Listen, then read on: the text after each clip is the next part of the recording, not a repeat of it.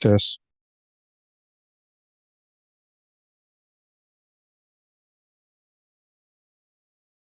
Loud and clear.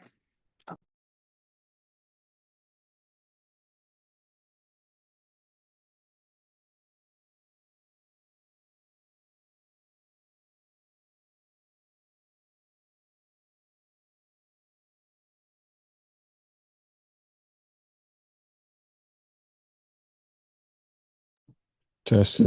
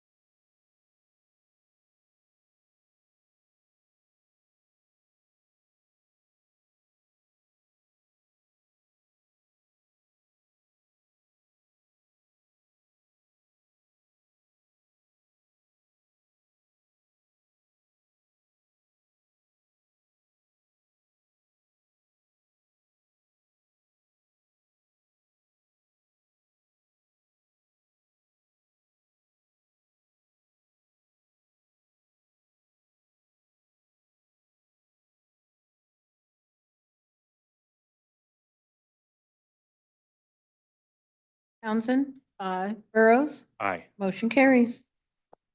Thank you, committee. Committee, we have 6 items on our agenda this evening. I believe 5 of them are action items and 1 of them is for information only. So with that, we'll start with item 1. And that's a resolution authoring the bill of sale, general assignment indemnity regarding the signage at Village West. I'll recognize Chelsea Chisholm, Director of the Economic Development, for presentation and remarks. Welcome, Chelsea. Thank you, Chairman Burrows and members of the committee. Joining me tonight, we have Todd LaSala to provide a high-level overview of these two items related to Bucky. We also have representatives here from Bucky's, the Speedway, and NASCAR. All right. Good evening, committee members. I have a very short presentation with some PowerPoint slides that I think will be visual and helpful. So hopefully if those can come up. There's really two items that I'm bringing you tonight. They're both related to the Bucky's development agreement that we've previously approved. And they really both have to do with the title of the site. They both really show up on the title commitments for the site. And they're things that Bucky's and the Speedway really need to clear from the title so that they can close. They are trying to close yet this month. So if you see fit to approve both of these items, I think the request is to fast track them to the December 19th meeting so that they could still close in the month of December. We good?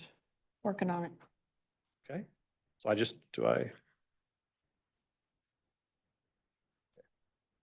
hopefully we'll have this. Let me start describing the first one, and then maybe some of these visuals will come up while we're talking. The first involves the existing highway sign. Many of you who have driven by I-70 and Village West know that right as you pass on the highway, there is a giant monument sign with panels on it for the Speedway and Nebraska Furniture Mart and Bass Pro. There's a number of panels on that sign. The problem is that that's on the Bucky site and it's in the parking lot. So it cannot stay. The plan is, and I guess I should say this, the reason the UG is involved in that is the UG went out there and put the sign up in the first place. So we have two documents that pertain to that sign. We had a lease with the Speedway, who was the owner of the ground, and a right to enter to get in there and maintain the sign. That lease terminates in December of 2027. We no longer have a right to be there anyway after 2027. But the proposal is now for us to transfer our rights in that sign to the Speedway and let the Speedway deal with the panelists that are on there to eventually remove that sign and replace it with sort of a different concept that I think I can show you. That is the current location of the sign, and we went ahead and overlaid it with the Bucky's plan so you can really see how it's right at the edge, but in their parking lot and needs to go. Okay, so our proposed actions are essentially these. We would transfer that sign to Kansas Speedway. Kansas Speedway will then terminate our lease and our right of entry agreement and really get us out of the equation. The Speedway then provides alternatives to the businesses that are located on that sign. And I'm not sure this is exactly what it's going to look like, but they are talking about a concept, and Pat can chime in here, that looks something more like this. It's wayfinding signs and things that will probably be very effective to all of those millions of visitors that are going to come visit the Bucky's site. The plan is that existing sign gets demolished and the Speedway is going to work with the panelists to replace. So please, Pat. Pat Warren, Kansas Speedway. The signage you see there, that's a photo I took with my iPhone in Village West, and it matches the existing signage. The idea is with 4 to 5 million visitors a year already off the interstate, try to push them into Village West after they've exited to come to the casino or Bucky's. And that's much more effective from a marketing perspective than trying to draw someone off the interstate like the existing sign does. We have an email from Jeff Lind, who sort of represents the site board, which is the entity that had everything gone as planned originally. The sign would have been transferred to, but we don't believe that ever happened. I can either read this to the committee or I can give it to the clerk. Mr. Warren, you can go ahead and read it. Is it lengthy? No. Please read it. Okay, this is again from Jeff Lind. It just says, "Hi, guys. The site board is in agreement with removing the large sign to make way for Bucky's. There are no issues with moving forward from our standpoint. I have had calls with the affected parties to confirm this. Bucky's will be a phenomenal addition to the area, attracting large amounts of visitors from miles away. I have personally followed them for many years since we started developing in Texas. Jeff works for NFM for anyone who needs that context. They are tremendous, and I congratulate you on your success in bringing them to the area. As we discuss, some wayfinding signage will be far more effective directing visitors to the other areas around Kansas Speedway and will benefit all of us. Thanks again for your hard work in bringing another amazing attraction to Wyandotte County. Jeff. Thank you. Mr. Warren, would you ensure that the clerk gets a copy of that, please? Files? Thank you. Okay. And just the one other advantage of this solution is, as Todd noted, the existing sign would have come down or terminated December 1, 2027. The new signs that we're putting up will be from the time the last sign goes up, because some of it will be phased by the construction. We'll keep those up for 30 years. That's the commitment we're making to the businesses that are on the existing signs. All the things that we're talking about here have been memorialized in a bill of sale, general assignment agreement, including an indemnity to the UG. So we feel very comfortable with this situation for those reasons, but we're happy to answer any questions about this one before we, or I'm happy to go and do the next one too. We can, totally up to you. Commissioner Stites? So lighting, is the old one lit? And will this one be lit? If not? And then my second question is just maintenance. Who's going to maintain it and who's going to follow up on it and make sure that it doesn't, fall into looking terrible? Yeah. I'm going to say not it and then turn to Pat and let. Pat Warren with Kansas Speedway. I can't honestly answer the lighting question because some of it depends on the location. I don't think the sign that I showed you is a lit sign, but I could be wrong. But we'll match the character of the signs that are in Village West right now. It's our intention that the site board will do the maintenance, not because we don't want to do it, but because as companies and brands change and things like that, we found it to be more effective in the other signage things we deal with as part of our racing business to have the partner do that. But we see that the other one's not updated either. It's got Cabela still on it. Yeah, well, Actually, I never found a great picture of that sign. In fact, that's the one on the other side. So it looks like that, but it's not. That's not it. I have one with Bass Pro on it. Okay, I'm sorry. Sorry. Mr. Wakes? Thank you. You said that the lease agreement right away, entry agreement, that will terminate when? They are currently scheduled to terminate in December of 2027. Right. So they've got 2 or 3 years left. So you're going to allow it to, We're going to terminate it now. oh, that's what I'm saying. You're asking for it to be terminated. That's right. We're going Immediately. to terminate those now in connection with the closing for Buc-ee's. And then what Pat is describing is that as an alternative, they're going to have these other agreements for these alternative signs. And the tenants, the folks that are on the current sign, they're going to enjoy that agreement for 30 years going So forward when will that begin? So ending one immediately and the beginning the next one when? when they go up. Thank you. Pat Warren, Kansas Speedway. The new signs, our thought is that they'll be what I would call it the entrance to where you come around on Village West Parkway to enter Buc-ee's, somewhere in that area between the road and the track, but also at the main exit of the casino so that everyone coming out who's coming down, I think it's Hollywood Casino Boulevard, where it is a T with Village West Parkway, we would have a sign there perpendicular to the exit, and then possibly one on Richmond, which is roughly where you enter the Cerner Oracle complex. But the idea is to provide more exposure for the businesses in Village West. Thank you.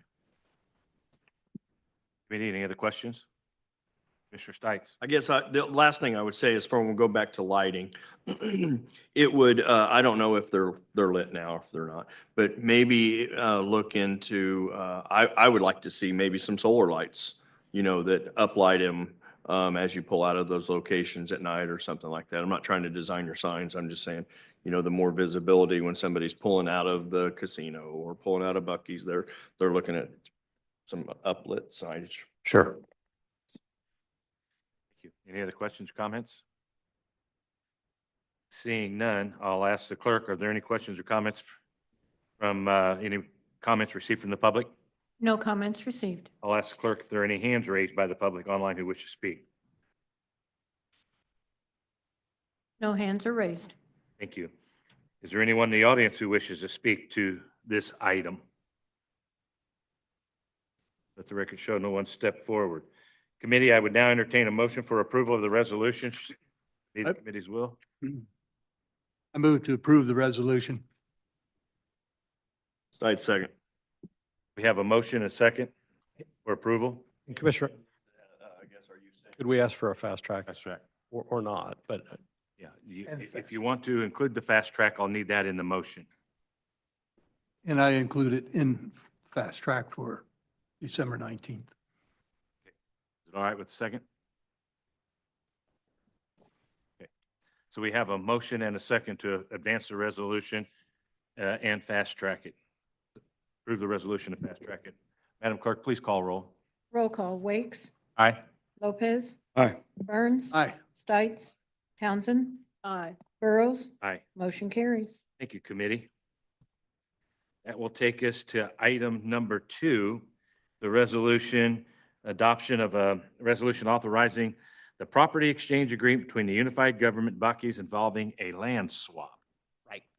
Okay, so simply, I'm going to show you a picture that's going to be very helpful in a minute, but very simply, what's going on is that the current location for Village West Parkway, it really runs through the northern part of the proposed Buc-ee's site. So again, this is another title issue.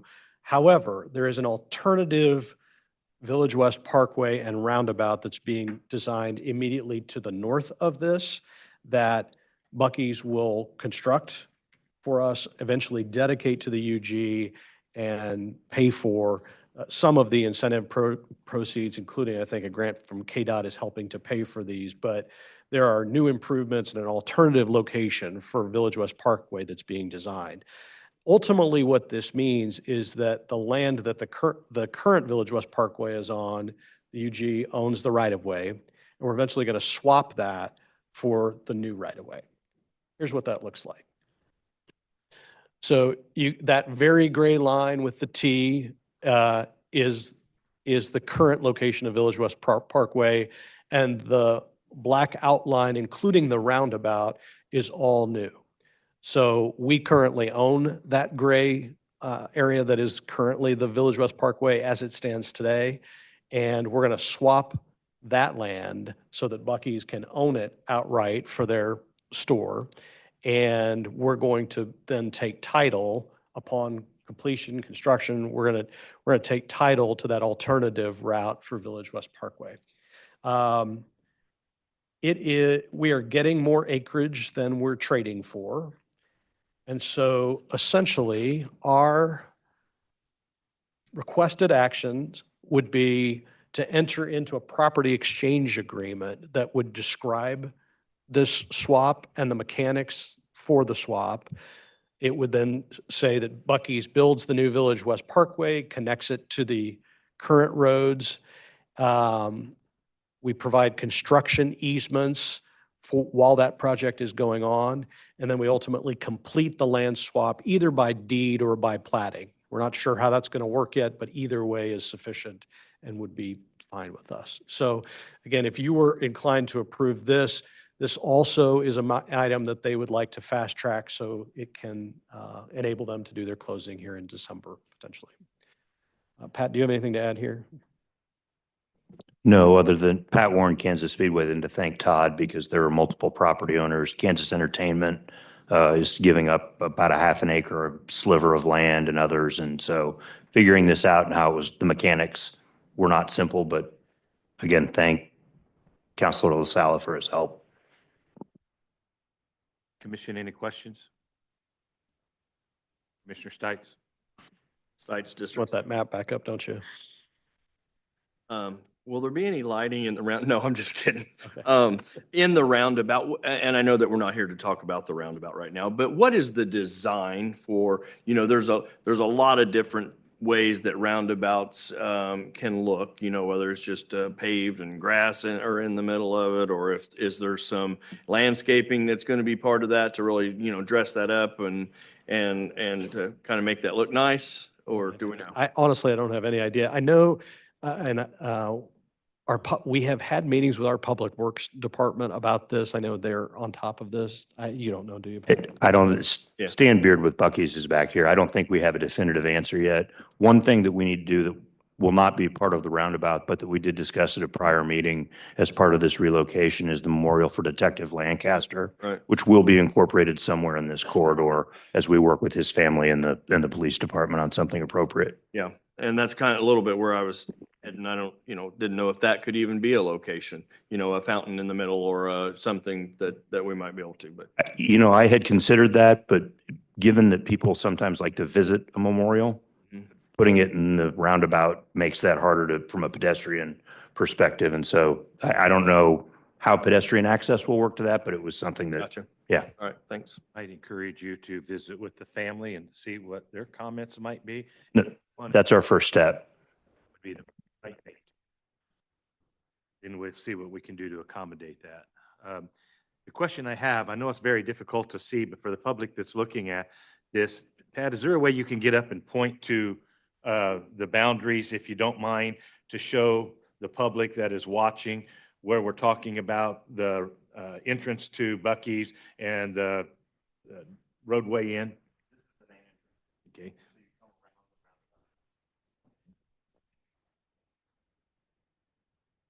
Pat Warren, Kansas Speedway. Here, this is the main entrance in. This is the existing, all of our spoke roads, as we call them, are named after sister tracks. This is Martinsville. Martinsville will be relocated to here. This will be stopped and abandoned. That paving will probably remain just because we can use it as parking on event weekends. But this will be the main entrance to Buc-ee's. I think this is an exit. And then, of course, you'll have a free right-hand turn in around the roundabout and in. Okay. Thank you.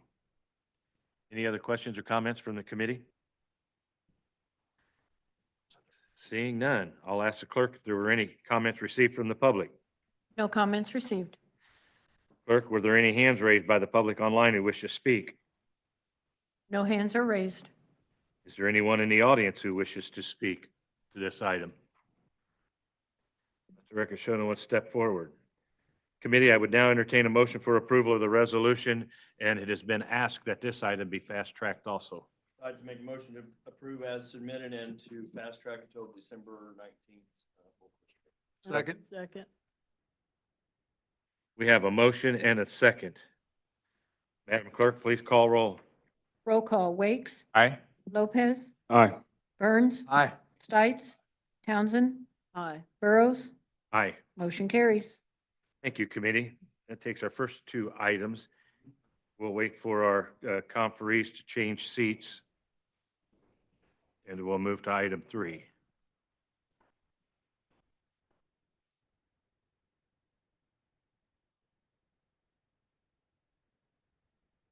I'm assuming we'll have you all back.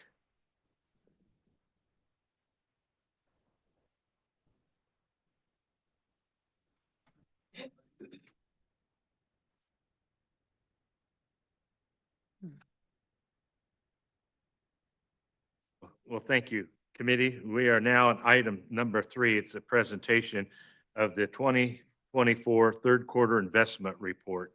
So at this time, I'll recognize Andrea Vineyard, our county treasurer, presentation and remarks.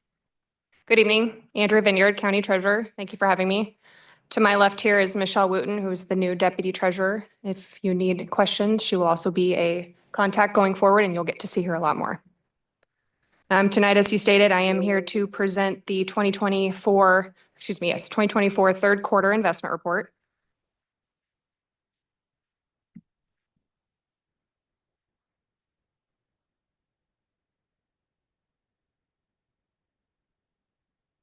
Thank you. A few things to point out. The average yield for the third quarter was 3.17%. And the days to maturity for the quarter was 157 days.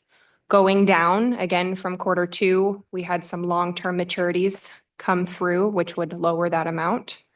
Total for the portfolio, showing as presented, we were at 52% of the cash and then invested right around 48%. And then another few items to point out, I wanted to show there is a heavy amount of maturities in the first under 1 year category. A lot of that is cleanup from the 2020, I guess it was 2018 during the pandemic. We did some 4-year maturities. Those were the only items that we could really get at the best rate during the pandemic. Those are all coming to fruition and going to be maturing in the next few months. So that category will also kind of level out a little bit as we go further. As part of our expanded powers, we have authority to do that. During 2018, we did take advantage when we could. And then a couple other ones are just a few maturities for under a year that we got some really high rates in 2024. So we took advantage of those as well. Oh, going backwards. This does it to me every time. Okay. Nope. Reverse, reverse. There we go. I'll take it. It is reverse day. Okay, as I stated at the prior slide, the average yield was 3.17. That has also gone down from Q2 from 3.53. And we did, as we usually do, hit below the target T-bill rate, which was 4.01 for Q3. Another benchmark we want to note, the total interest earned for Q3 was right at 6.7 million. Adding to the total for the year so far as of Q3 was 14 million. Hopefully slated to be 15 to 16 million after we finish this quarter. We'll be back for you next year to let you know the final numbers of that. And we also were within our limits for target benchmarks, as stated in our cash management policy for all of the benchmarks as listed before, liquidity, types of investments, maturity, categories as far as how we're doing it. Those were all hit as well. Backwards. Okay. Total for the portfolio is what it stands for. Obviously, we have 242 million total as the grand total. About 60 million of that is in CDs. And then the other 18% is going to be in federal agencies. And then we also have the cash, and we had a small amount sitting for property tax. It was in a period after we had already distributed, so there wasn't a lot sitting there for tax entities outside of the government. It's 13,000 there. Just wanted to point that out. And then the total amount of the federal agencies, we're kind of reworking the way I present that to you. Some more changes to come as working with Shelley in her new role. Try to present it a little more specific on this slide as far as what's the difference between the agencies, but there's some treasuries, but we also have some outside agencies as well. So you'll kind of see some additional change there. We're still working on some of the language as far as the presentation is concerned, but I just wanted you to kind of know a little more about what those entailed. Treasuries are different than agencies, so we want to present them a little more in depth there for you. And last but not least, for the report, kind of what really happened in just Q3. We had a few purchases. We did go out for bid for some investments right around 25 million, excuse me, which is listed there in the bottom part. The smaller one I'll go to next. We had Argentine Federal Savings, first ever bid for our community from them, and I encouraged them, and it was great that they took some advantage there. Along with Security Bank of Kansas City. And then we did a federal agency through Commerce Bank. We list them as the agency. They are not a security, or excuse me, a certificate of deposit. Argentine and Security Bank were. And then we also go out each year through our annual bank certification. And Argentine also did the small $235,000 investment during that period too. And then calls maturities, we did have 3 mature, 2 of which are those small annual certification process CDs. And then UMB Bank from 2023 matured in Q3 as well. I believe that is all that I have to present. Just again, wanted to reiterate, we have Michelle Wooten here, Cash Management Director, Deputy. She will be here to help go through these processes along with me going forward. I was here for a few months ago. We are in the process of getting expanded powers, so you'll be hearing from us about that along with any other things that come in at the end of the year. So we will be back next year. That's all I got for you. Committee, any questions, comments? Yeah, thank you. The interest rates that we have maturing for next year, the interest rates we're presently purchasing are lower than what they were last year when you signed up for issuance last year. Intervenor, yes, it is. They are going lower. They're a little bit higher this week. I noticed just in general, I try to run those every week right now, just out of curiosity, but they are lower than this time last year. So when was the last time that you can recall that we've made substantial gains in interest and investment, like we're seeing now, close to the 16, 17 million? Honestly, this is the last 2 years the highest it's ever been. We did do some strong investments right after the pandemic when rates were about as high as I've seen it in my career. And we were consistently going out for those. So I would say the end of 2021 through now was one of the highest amounts of rates I've gotten through banking. Fantastic. As we move forward, if I present this to the full commission, I know you'll be there to, should you present. I'd like to know when the last year we came this close to the amount of money that we're making in interest.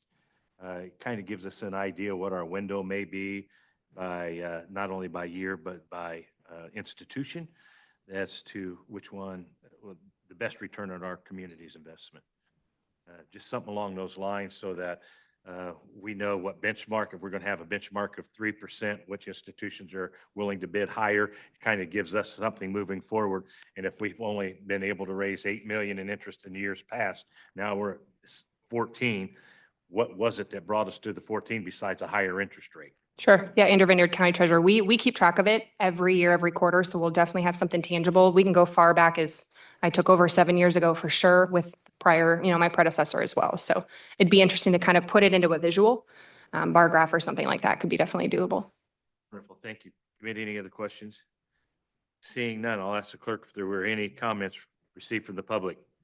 No comments received. Is there anyone with hands raised, public online, wish to speak to this item? No hands are raised. Thank you. Is there anyone in the audience who wishes to speak to this item? Let the record show no one step forward. I would just remind the committee and the community this was just for information only. Andrea, Michelle, thank you. Ms. Knieven, appreciate it very much. Good news. Thank you. Have a good night, everybody.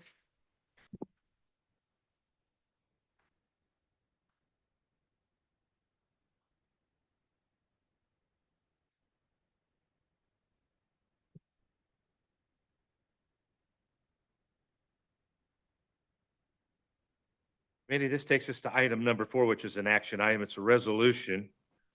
It's the third amendment to the development agreement with Kansas Entertainment LLC in the UG. And I will recognize our legal counsel, Wendy Green, for the presentation and comments. Welcome, Wendy. Good evening, Commissioner. Thank you, Commissioners. I appreciate it. Wendy Green, Deputy Chief Counsel, UG Legal Department. We do have Jeff Morris online if you do have questions. There was a link provided to you all with their written testimony as well as the full development agreement that's previously entered and a couple of amendments that were entered subsequently to that full development agreement. We've also given you the third amendment to the development agreement, which is the ask tonight that be adopted, as well as the resolution. There have been no changes since the last time we were here before you. So what is in front of you now would be changing the development agreement to 125 rooms rather than 250 rooms. And the charitable contribution would be increased from $500,000 to $850,000. The deadline for beginning of construction would be extended to December 31st, 2026. The liquidated damages would be paid until construction began on the hotel, and that is defined in the development agreement under in the third amendment to the development agreement under paragraph 3. And if there's not construction begun according to that definition by December 31st, 2026, then those liquidated damages would continue in the 1% amount. And if there are any questions, please let me know. Any questions? No questions? Okay. I'll ask the clerk if there are any hands raised. I'll ask the clerk if there are any comments received from the public. No comments received. Thank you. You have a question? Yeah, I was going to ask. Mr. Wakes, please. You said this is the same agreement, there's nothing changed whatsoever? No. I'll ask the clerk if there are any hands raised from the public online who wish to speak. No hands are raised. Thank you. there anyone in the audience who wishes to speak to this item? Let the record show no one stepped forward. Commissioner Stites. Sites District 7. I can't just sit and not say anything, but I want to say it, I guess, in the most respectful and positive way that I can. It frustrates me a little bit that we are going into this period, this 18 months build-out period, that we won't be receiving the penalty. I mean, there is a time that we will. I don't know what that is. It's kind of undefined, really. I don't know what triggers when that stops. The beginning of construction and that's, And I guess the beginning of, how is that defined? sure. Would be what I'd like to know. Sure. So the, oops, pardon me, sorry. So that is in the third amendment to the agreement. It's in paragraph 2. And the language that we have used is for clarity, references to the beginning of construction and or the construction commencement date of the hotel as used herein shall refer to the occurrence of both the issuance of the necessary permits to begin construction of the hotel and entertainment's undertaking of a program of construction that is continuously pursued to completion. So it wouldn't just be the ceremonious digging of the first hole. It would be the beginning of that plus as they continue, they would need to continue that. So it is when it starts and it continues is when those liquidated damages would stop. And I appreciate that. And I just more for the sake of the public that's listening, whenever we're going to be, discussing our next budget and then the next budget, there's a pot of money that's going away that we're going to be trying to make up somewhere. I'm in full support of this project. I want to see it happen. I want to see it thrive. I want to see all of the good things that come with it. It just is really hard for me to, knowing the situation that we are in financially, that we're letting a penalty phase, that it goes away. I was hopeful that we were going to get to a something that they pay the penalty and up until the time that their certificate of occupancy was granted, and then that would have then the other revenues then kick in. So with that being said, I just wanted to, I am in support of it. I want it to happen. I want it to be good for us. It's just, that's just a hang up for me. So, but I appreciate the answers. Thank you. You're welcome. Wendy, maybe a little information might be a benefit. When a developer breaks ground, then the development is appraised at the beginning of the year, no matter how far along they are, that it becomes on taxable property at that time. Yes, and this property has always been taxable and will continue to be taxable. It does not receive any incentives or abatements. So, and the value is established as of January 1 of each year. So if they begin construction in 2025, the appraiser's office would look and see how much has been completed as of January 1, 2026. And however much has been completed, that would be the value in 2026 going forward. So however much has been completed would add on to, excuse me, I cannot use this microphone tonight. That would be added on to the value each year. So anything that they've got completed would continue to add on while it's still being constructed. But we would see the value of that property increase once construction starts, and that in turn would bring additional revenue to the budget process with the unified government, not knowing how substantial that development would be in 2025 or going into 2026. But in 2027, it should be on the tax rolls 100% because it should be, build out should be completed by then. Well, the construction deadline is December 31st, 2026, but everything that they have stated is that they intend to start construction well before that date. So I would imagine a significant portion would be done by 2027, I'm correct? just trying to ensure that those listening understand that in 2027, the hotel should be completed per the contract, and that it will be 100% on the tax rolls, more so than what we have now on the vacant property. Correct. Not only that, but they will not be receiving any incentives or abatements on sales tax or anything else of that nature. So there would be an additional sales tax that would be brought in, including jobs of anybody that would be working on the construction as well. And plus the wages that'll be paid and the jobs that'll be created during construction. Correct. And you know, the Senate Bill 66 required no public assistance in tax waivers or tax monies to go towards the gaming industry. So any other questions or comments? Okay. And I did ask if there was anybody here present wish to speak to this item. Seeing none, I would now entertain a motion for approval of the resolution. Townsend District 1, move to approve the resolution as presented. Second. We do have a motion and approval for resolution. I was to understand that this was to be fast-tracked. That is correct. So if that could be placed in the motion, if that is the commissioner's intent, that would be appreciated. And the date would be what? December 19th, full commission meeting. All right, I move to amend my previous motion that this item be fast-tracked to the next meeting of the full Board of Commissioners on December 19th. this year. And I second my motion. We have a motion and a second to approve the resolution as presented and fast-track it to the next meeting, a full commission meeting. Okay, Madam Clerk, please call roll. Roll call. Wakes. Aye. Lopez. Aye. Burns. Aye. Stites. Townsend. Aye. Burrows. Aye. Motion carries. Thank you. That takes us to item number 5.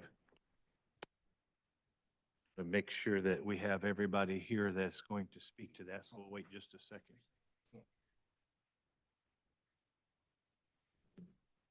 That takes us to item number 5. I don't know who's going to, okay, Shelley. Thank you, Shelley. This is the item on our agenda, the adoption of a resolution authorizing a waiver of certain permit fees for a period of 5 years for residential development projects east of 55th Street in Kansas City, Kansas. I'll recognize Shelley Knieven, and I would ask for any presentation or remarks that you might have, Shelley. Welcome. Thank you. Shelley Knieven, Chief Financial Officer. And what's being brought forward to you tonight is a revision from something that was brought to you previously. Originally, a resolution had been introduced that would have waived permit fees for both residential and commercial development east of 55th Street, and the committee asked for a fiscal impact of that. Through that analysis, it was determined that the fiscal impact would be pretty substantial in terms of the waivers if it was extended, in particular to apartment complexes and commercial development. So through further discussions with the mayor's office, they've requested that we bring forward this resolution, which rescinds the previous resolution, which was 78th Street east to the city limits. And the primary driver for that was to develop land bank lots. It wasn't limited to land bank lots, but it was looked at as an incentive to try and get people to develop those infill housing projects.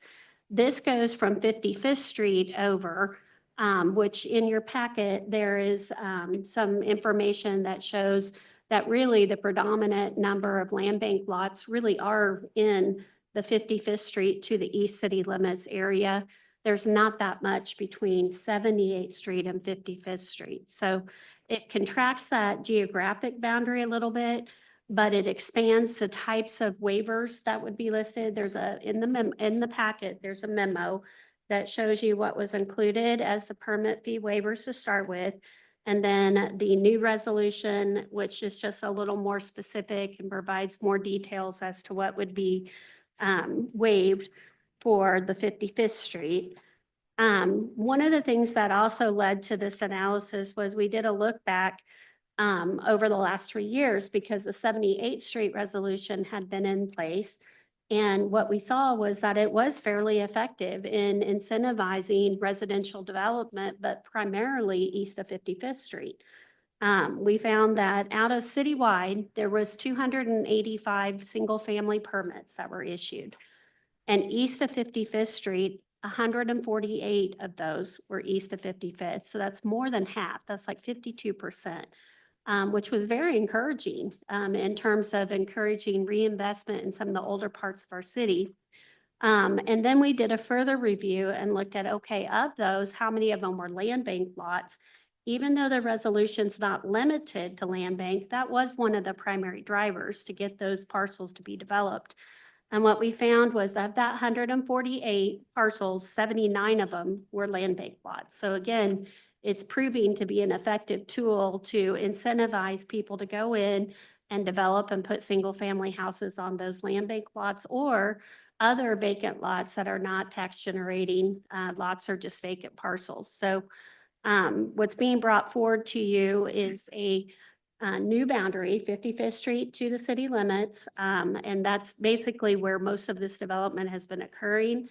It would extend it for 5 years. And then it also has on it some kind of performance measures or benchmarks that we would be tracking in regard to the development that does occur so that we can, again, evaluate, is this really an effective tool to really incentivize people to reinvest in these parts of our community?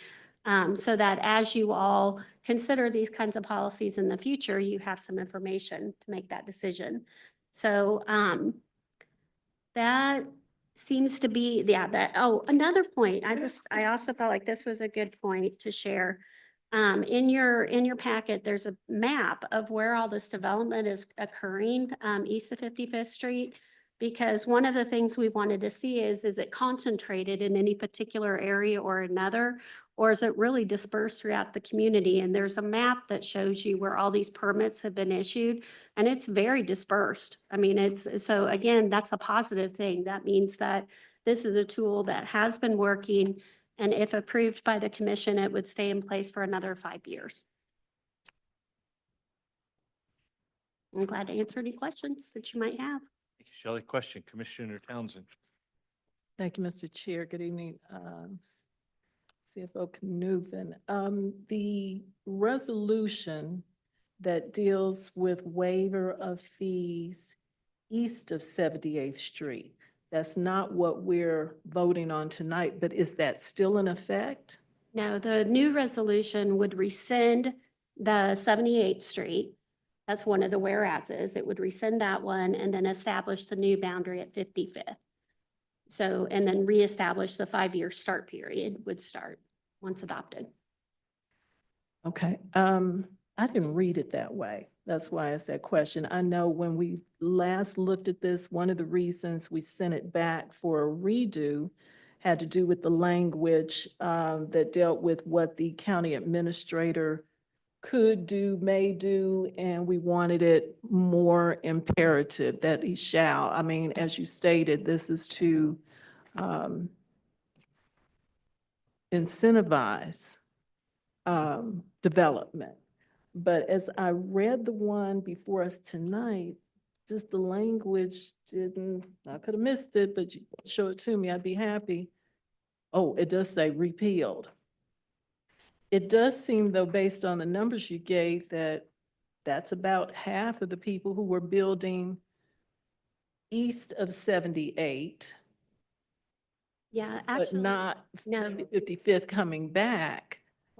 That, In 78th and 55th, we did a look back of that, and I believe it was 12. There were 12 permits that were issued in a 3-year period. The other number is citywide, all the way out to the far west boundary. So 248 citywide, of which 148 permits were from 55th Street over to the city limits, north, south, and on the east. And then, so about 52%. And there was very little between 78th and 55th. Yeah, we broke that out in the memo I wrote. I broke that out. And if I misspoke, I apologize for that, but I believe it was, It's on the page just before the map. yep. Thank you, Commissioner.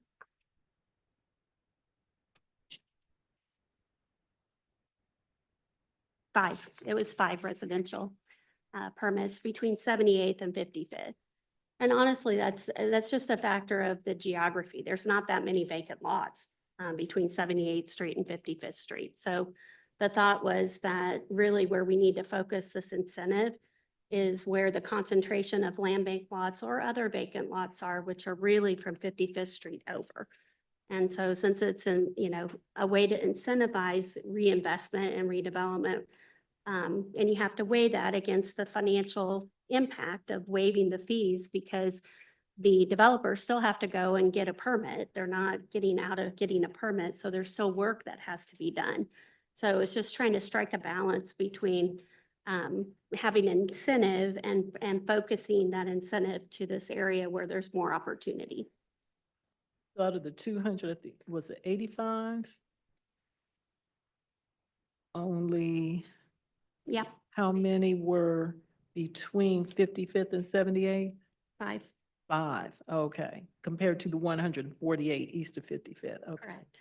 Yeah. The other thing I was happy to see, it seems as though the one that dealt with waiver fees from 78th Street, the same waiver of the fees and the permits are all included with some additions to the one before us tonight. So it's even more expansive. Okay. Yes, it's a little more expanded. We also removed the actual dollar amount because those can change. It depends on the square footage. It depends on if it's a duplex or a single family house. Those fees are evaluated on an annual basis. So we thought, let's not confuse people and put the actual dollar amount in here. It'll be whatever the fee is in place at the time they pull the permit. Okay, whatever the fee is, that's it. That's right. All right, thank you. Mr. Stites. Stites District 7. So on between 78th and 55th Street, you said there was 5. How many of the 5, if any, were land bank properties? Apologize, but I don't think I pulled that number. I could get that for you. How many? And the reason I ask that is because I would imagine that the number between 55th and 78th Street land bank properties is a whole lot less It is. than, so the percentage may be as equally as high, Fair. right? To properties that are east of 55th Street. Yes. One, just for discussion's sake, one thing that, if you look at one of the maps to the memo that focuses in on the land bank properties that are between 78th and 55th, there's some parcels that are adjacent to one another. So there's like several parcels, which really would lend itself to doing a request for proposal where the land bank could actually solicit proposals for these lots to develop them kind of as a package. So there's some unique opportunities there that really don't exist as much in some of the other areas where it's just 1Z, 2Z kind of lots here and there. Mhm. So just food for thought for the Land Bank Commission to consider in the future. So I guess what's the driver? Why did we feel that we needed to take from 55th to 78th Street out? I think it was just trying to prioritize We didn't take anything away. no, we They did still not. can do No, it, just right? refocused it and just tried to focus in on where the development seemed to be occurring and where it was being most effective. It's partly for communication to really promote these other areas. It's certainly something that the commission could leave it at 78th Street. It was the mayor's office that requested to revise it to 55th Street. And I think, again, it was driven mostly by, that's kind of where vacant lots are really from 55th clear to the river. Basically, you have a lot of vacant lots, either land bank or just vacant lots. So just trying to prioritize. I would sure like to have had those numbers. Want to say that? Go ahead. Alan, Assistant Administrator. So I think the other part is alignment with the NRA areas. And so there are the neighborhood revitalization incentive has a step down, if you will. And I believe this would align that with the step down. So I think from 78th to 55th, and I apologize, somebody else may know the exact number on the NRA, but then east of that is 100% on tax, on property tax for 10 years as part of the NRA. So there is also, I think there was trying to make some alignment on the types of incentives that are available to home builders. Any other comments, questions? Okay.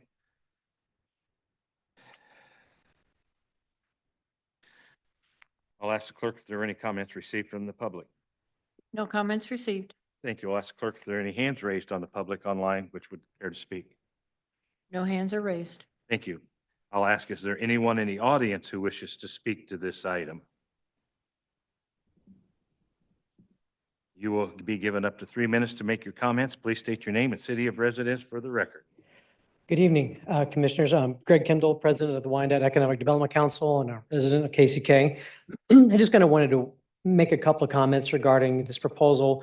It's fairly similar to the comments I made the first time it came through.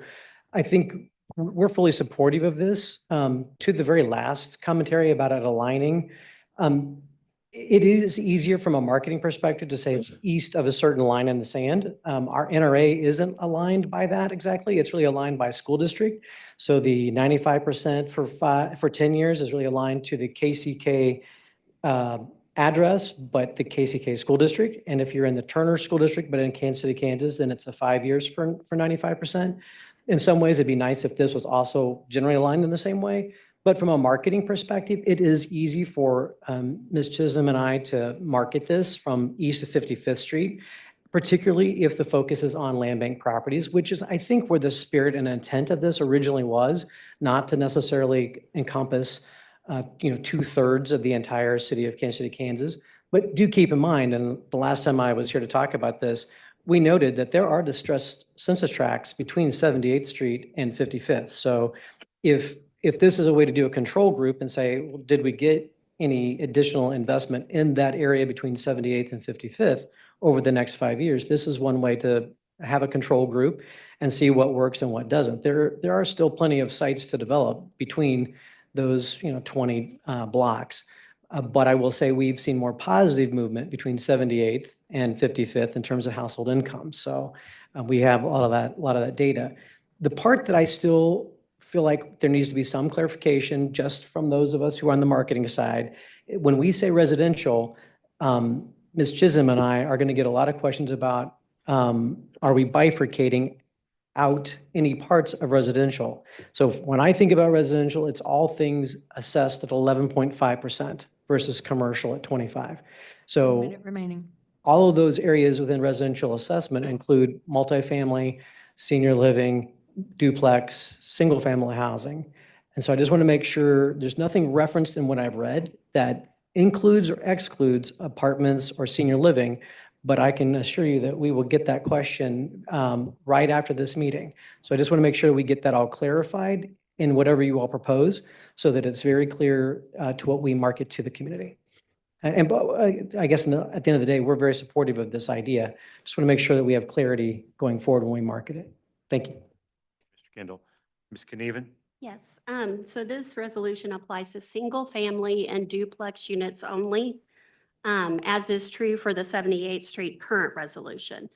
If you have a apartment complex or a senior residential complex, those are commercial developments and are permitted as commercial development. So this is single family and duplex only.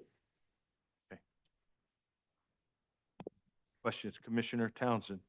Well, based on that last exchange, Pull your microphone up a little bit. sure. Based on that last exchange, it says here in the resolution, county administration shall waive following application and permit fees for new homes and residential development. But you're saying that there's a subset of that applies. Is that correct? I'm actually saying that an apartment complex is not a residential development. I understand in layperson kind of terms it is, but it's actually a commercial development. And so we could certainly clarify the resolution by adding in single family and duplex only, just to make it abundantly clear in section 1. I would appreciate that, or else we'll be having these same comments later time, and the public won't have to spend as much time calling about that to clarify. So if that's what the intention is, I think it would be appropriate to actually change the language to add that and make that clear. Okay. Yeah, thank you. Ms. Knieven, you have the language that she's proposing. Yes, I do. Any other questions or comments? Commissioner Lopez? Is this, Commissioner Lopez here, is this also for duplexes, apartments, things like that? Just duplexes, apartments, it would not apply. So it's. So duplex is still business owned though, right? I'm sorry, Duplex would still be a business owned, correct? it could be business owned, but it's for single family residence or a duplex, which would be 2 units. So a single family would buy a duplex, Would be what? would purchase a duplex, or they would be renting from an outfit?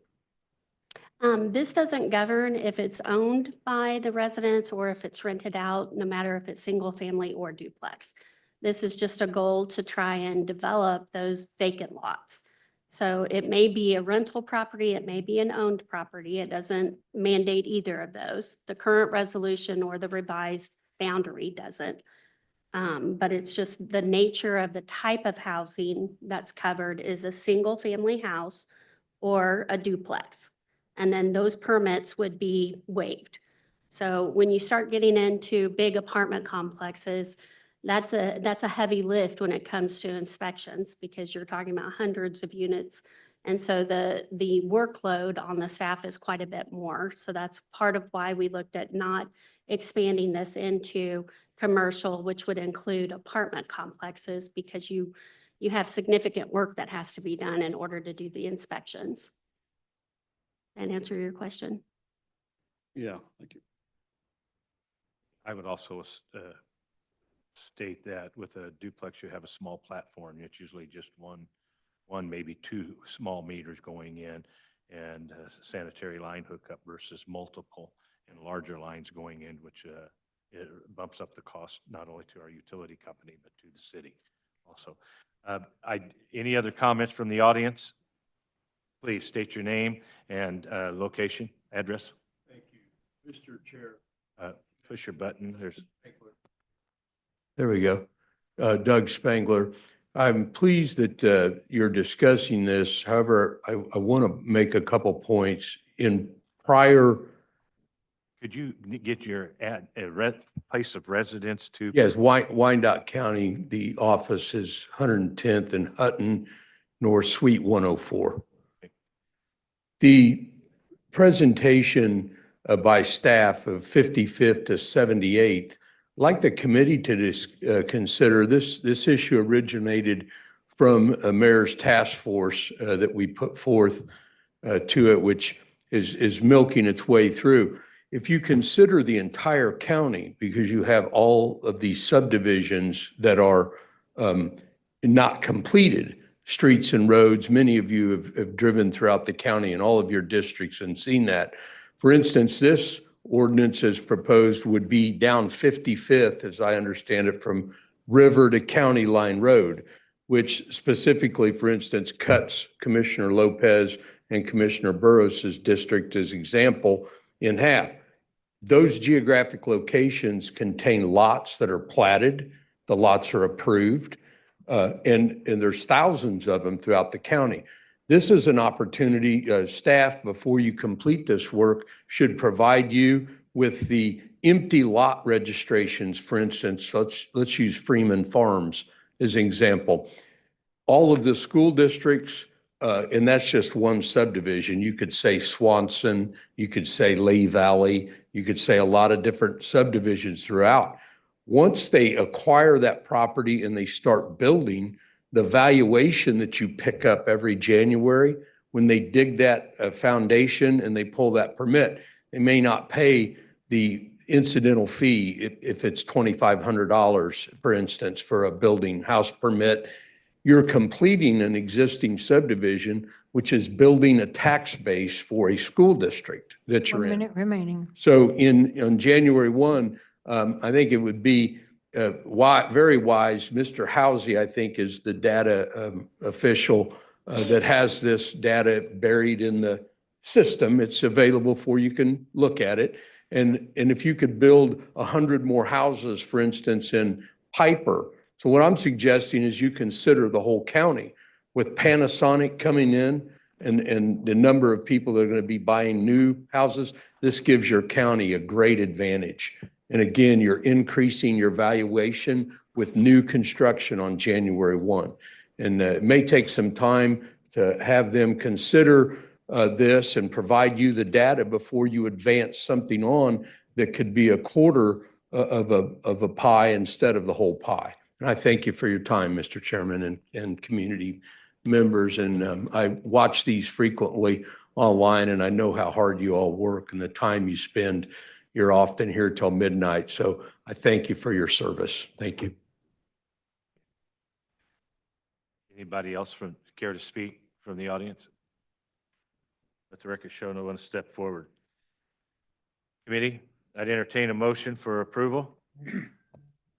Mr. Chair, Townsend, District 1, I want to thank Mr. Spangler for his comments, but I am moved by the earlier points made by Dr. Knieven that the basis for this, and even the one on 78th, was to inspire development in those areas particularly. We'll be happy to take on anyone who wants to move here from Panasonic, but those people may not need as much incentive, to build in the area that this covers. So I would move to accept this resolution with the proviso that staff would clarify more specifically what is included and what's not included with the homes. My notes indicate, aside from the language here, duplexes are included, but not apartment complexes, which people could reasonably think would be included when you're talking about residential development. So that is my motion. Thank you. We have a motion. Quick second. And a second. Committee for discussion, Commissioner Stites. Knights District 7. So, that was interesting what Doug was saying there on this. And I understand the intent for east of 55th. If this resolution is passed, it doesn't preclude us from looking into, I mean, obviously, we were able to come back after 78th Street and narrow it down to 55th, which I guess I don't really agree with. But I never really did think about the whole, the county aspect of it. But I would think that there's something more. And Alan, I don't know if has anybody really ever went down that path to think about it more? Is there something more that how we can incentivize and finish up some of these subdivisions that are left out there with many vacant lots and that haven't, and I don't know, you might not be prepared right now, but I would like to further that discussion and see how we could, because at the end of the day, what helps us all out is when we have additional property taxes that are coming into the county as a whole, right? And I mean, I'm fine with it coming from east of 55th Street and getting more folks here with some quality housing and filling those properties in. But at the end of the day, I would like for that to look at the full county. So, thank you. Anybody else? We have a motion and a second. Madam Clerk, please call roll. Roll call, Wakes, Aye. Lopez, Aye. Burke. Aye. Stites. Townsend, Aye. Burrows. Aye. Motion carries. Thank you, committee. That takes us to item number 6, which is a resolution that to calculate certain new growth revenues and to recommend mill levy reductions. The Economic Development Director, I have Chelsea Chisholm down as presenting. I didn't know if that's correct.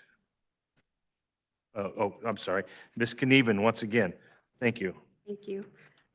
So what's before you has been a discussion as part of the budget proposals that came forward, a concept that was developed with the mayor and the county administrator.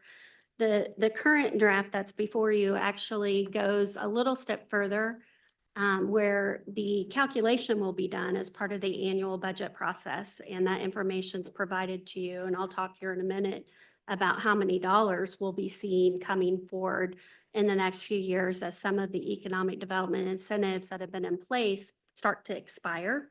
and what that means to the city and the county general funds. So the calculation would be provided total, and then the 25% was one of the concepts that was brought forward originally to offset property tax mills as a way that the commission could decide to do that, or to offset debt to help pay for debt. So the way it is drafted is currently that it could be for those two purposes. Frankly, it could be for however the commission would direct the dollars to be used through that annual budget process. So the salient point is that it's going to be a topic of presentation. So you will see the information of here are the developments that the incentive is coming to an end. Here's the financial impact that will be for the city general fund and the county general fund. 25% or whatever percent ultimately the commission wants to attribute to an expense, be it debt reduction, a property tax mill reduction, or otherwise, would be an annual decision. The thought was that we don't want to lock ourselves in too much right now for a period in the future because there are so many unknowns. You know, we wouldn't have ever thought a worldwide pandemic would occur. Whether or not the commission in the future does revenue neutral or not would factor into it. But the important part of it is that we have a number of economic development projects that are coming to an end. And there's a financial benefit that will happen for both the city and the county general funds. So in the staff report we provided in 2025, we have several TIFs, and you've got the aggregated dollars, and then you've got the detail if you want to see which TIFs they are. And we have several IRBs that will be coming back onto the tax rolls, which is to the city about $955,000 and to the county about $926,000. So we're starting to see the benefit of these economic development projects that were done, and we're going to start seeing that over the next several years. So that 955 then continues, okay? Unless the commission makes a decision to reallocate those dollars either to another economic development incentive project or to some other purpose. But in terms of the information that'll be provided to you in the memo, we then show, okay, in 26, we're gonna get about $1.4 million to the city general fund and about $1 million, almost $1.5 million to the county general fund. So we are starting to see the economic benefit of these developments, which has been certainly a conversation in the community, which is when are we going to see the benefits of some of these economic development incentives that have been given? And so this really does help to convey the information so that it's kind of up front and center for the commission to see what those dollar amounts are, which ones are coming to an end, what the financial impact of that is, which is the benefit then to the committee or the community at large, and then make a budgetary decision with the thought of property tax reduction or debt reduction, but really at the discretion of the annual budget process, depending on, there's so many factors that go into that in terms of what is the sales tax doing that year? What is, revenue neutral for property tax? So it'll be one piece of information, though, that the commission will have in front of you that you haven't previously really had called out and presented to you in this format before. So this would require that we do that on an annual basis. We start talking about a number of million of dollars in 27. It's 5.4 million on the city side, 2.6 on the county side, and it goes up from there. So it's very important information to share with you all. So I'm glad to answer any questions, but the idea is that we share this with you all as part of the budget process. Committee questions, Commissioner Stites. Stites, District 7. I appreciate the information there, and I think it's high time that people finally see some of the property tax relief that they've been promised year after year after year after year. I understand we got to get debt paid, but that's something that we've brought on ourselves, right? Is debt. We got to get our spending under control is our problem. And people need to start seeing that they've invested, they've seen us, and I'm not going to speak for previous commissions, I'm talking about us. We've voted for projects and we're promising that this will pay off in the future and it's going to lower your taxes. Well, they haven't seen that and they're waiting and they're continuing to wait. We went revenue neutral, right? And you said that next new commissions might be looking at revenue neutral. This commission is here next budget too, right? So hopefully we're looking at revenue neutral again. But we'll have to look at continuing how that we're going to provide property tax relief. It is out of control and people are continuing. We went revenue neutral and then everybody receives their tax bill, right? And they don't understand that, a lot of people don't understand that that won't be reflected until next year's evaluation, right? When they, This year, the challenge is that there's so many variables, but our revenue neutrals on their bills. it's reflected in this last mail out? Yeah. First half. First Oh, half. the first half. But Oh. many taxing districts did not go revenue neutral. And then, of course, you have houses that were reassessed at a higher value. So it's just all those variables. I've seen lots of comments where people have said, hey, my tax bill actually went down for the first time. But I've seen others that have said, hey, why is my tax bill going up? And it is complicated. It's very challenging to explain to people. But it is on there this year. Well, what they continue to see, I mean, here's what what we don't have to explain: when it goes down, right? People would be happy to see that. They're not really looking for an explanation when it goes down. But when they continue to see year after year after year and first half, second half, their property taxes continue to go up and services are impacted, I'm in favor of looking at how we steer these dollars towards property tax relief. Thank you. Any other comments, questions? Commissioner Townsend. Thank you, Mr. Chair. Townsend, District 1. I too think this is a good idea because more than several times over the last couple of years, during public comment at sessions like these, when new business proposals are brought up, that's what people want to know. They're getting a tax rebate and when is this going to pay off? And, the numbers are always present that show what they're paying is significantly more than what we are currently getting on the property. But this is the inside, okay? We were promised when the proposals were brought forward that it eventually would pay off to the community, however the money is used. But to reduce taxes, to reduce debt would certainly be two of the top 1 and 2 requests that we as commissioners continue to hear. So I think this is a good idea. I thought I saw, yeah, you did identify the projects because it would be interesting to see over the last 10 years or so who the people are who've paid off and what now has come to fruition with them going fully onto the tax roll. So I think this is a good idea. When I read it at first, I thought it was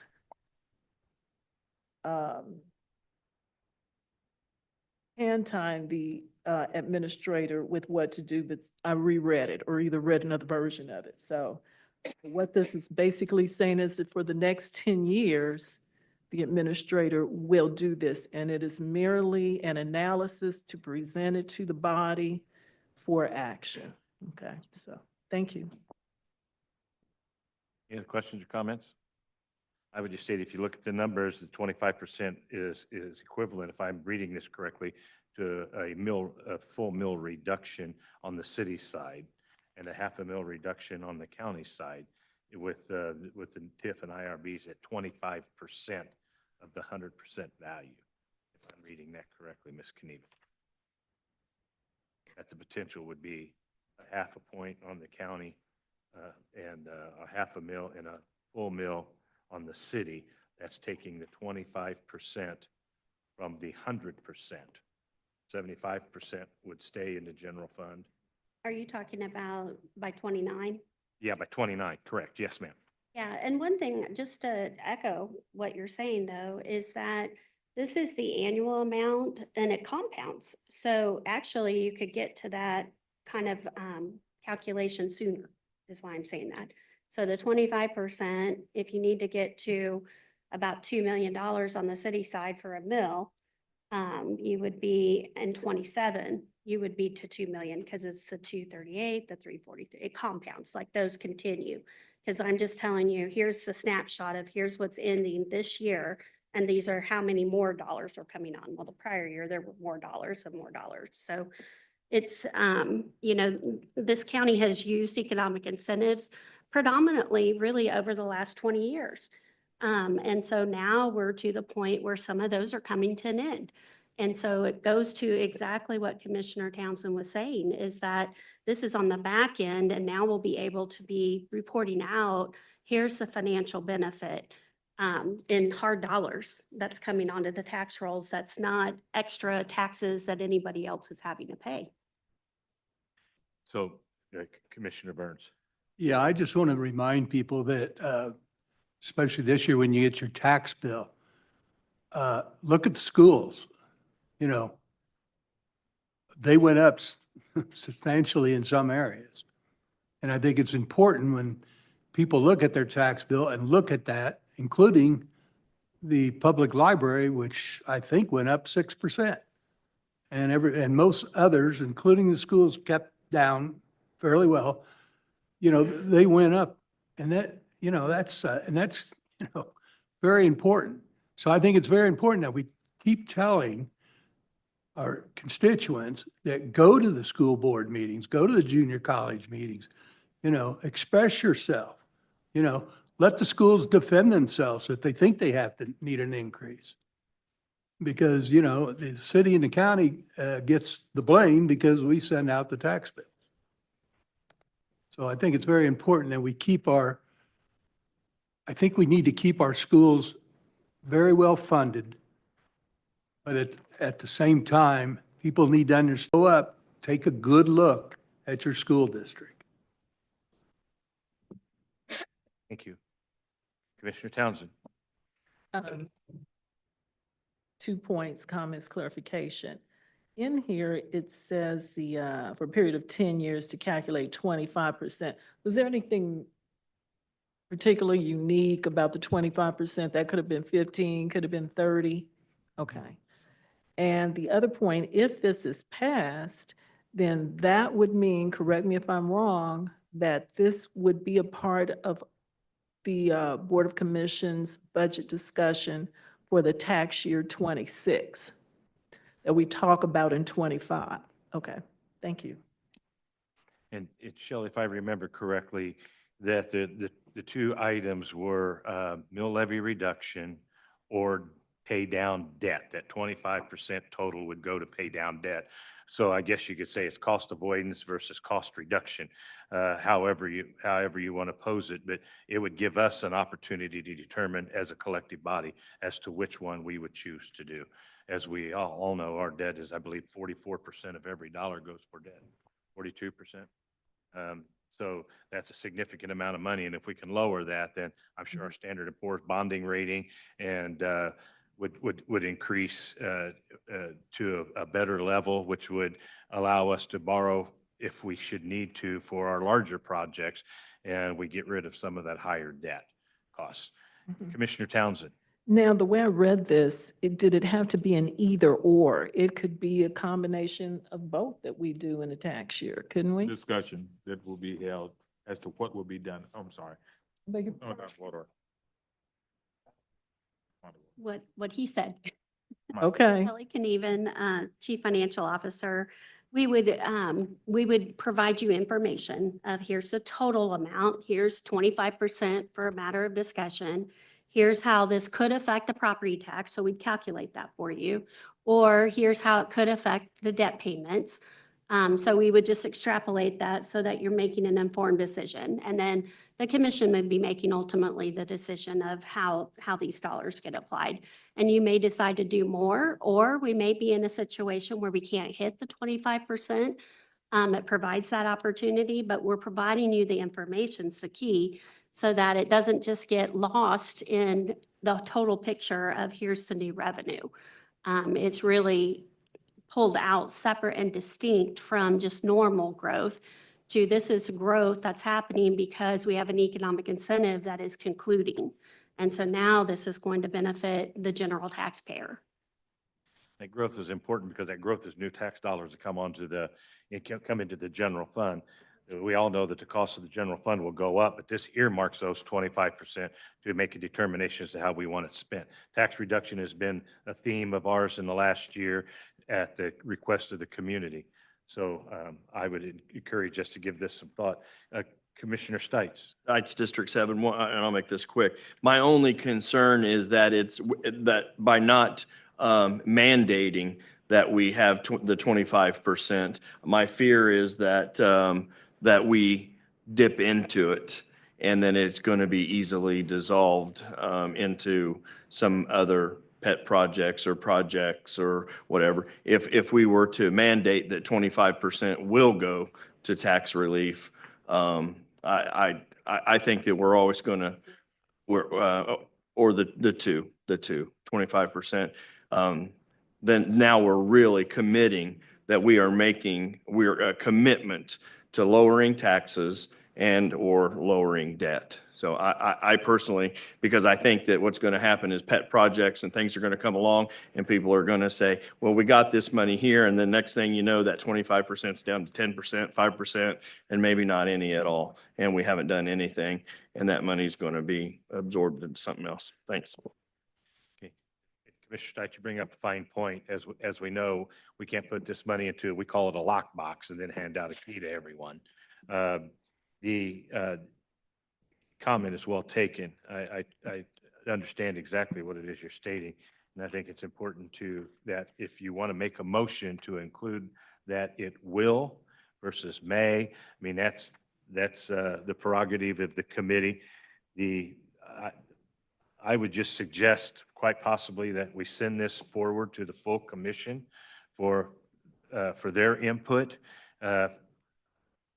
I know how I feel, but that's just me personally. I know that my constituents that I represent, which is countywide, want tax reduction. But at the same time, the fiscal part of me says we need to pay off our debt because that will free up general fund dollars to address some of the other concerns. But by lowering the taxes, they see that right up front. And we could do it for a period of years. We could state for 2 years, it will go specifically for tax reduction. And then on the third year, or 3 through 5, it can go either or. There's so many ways we can do this, but I don't disagree with your comment. So any other questions or comments? Mr. Chairman. Yes, Jeff. Jeff Conway, legal. Just wanted to point out two real quick things. One is housekeeping.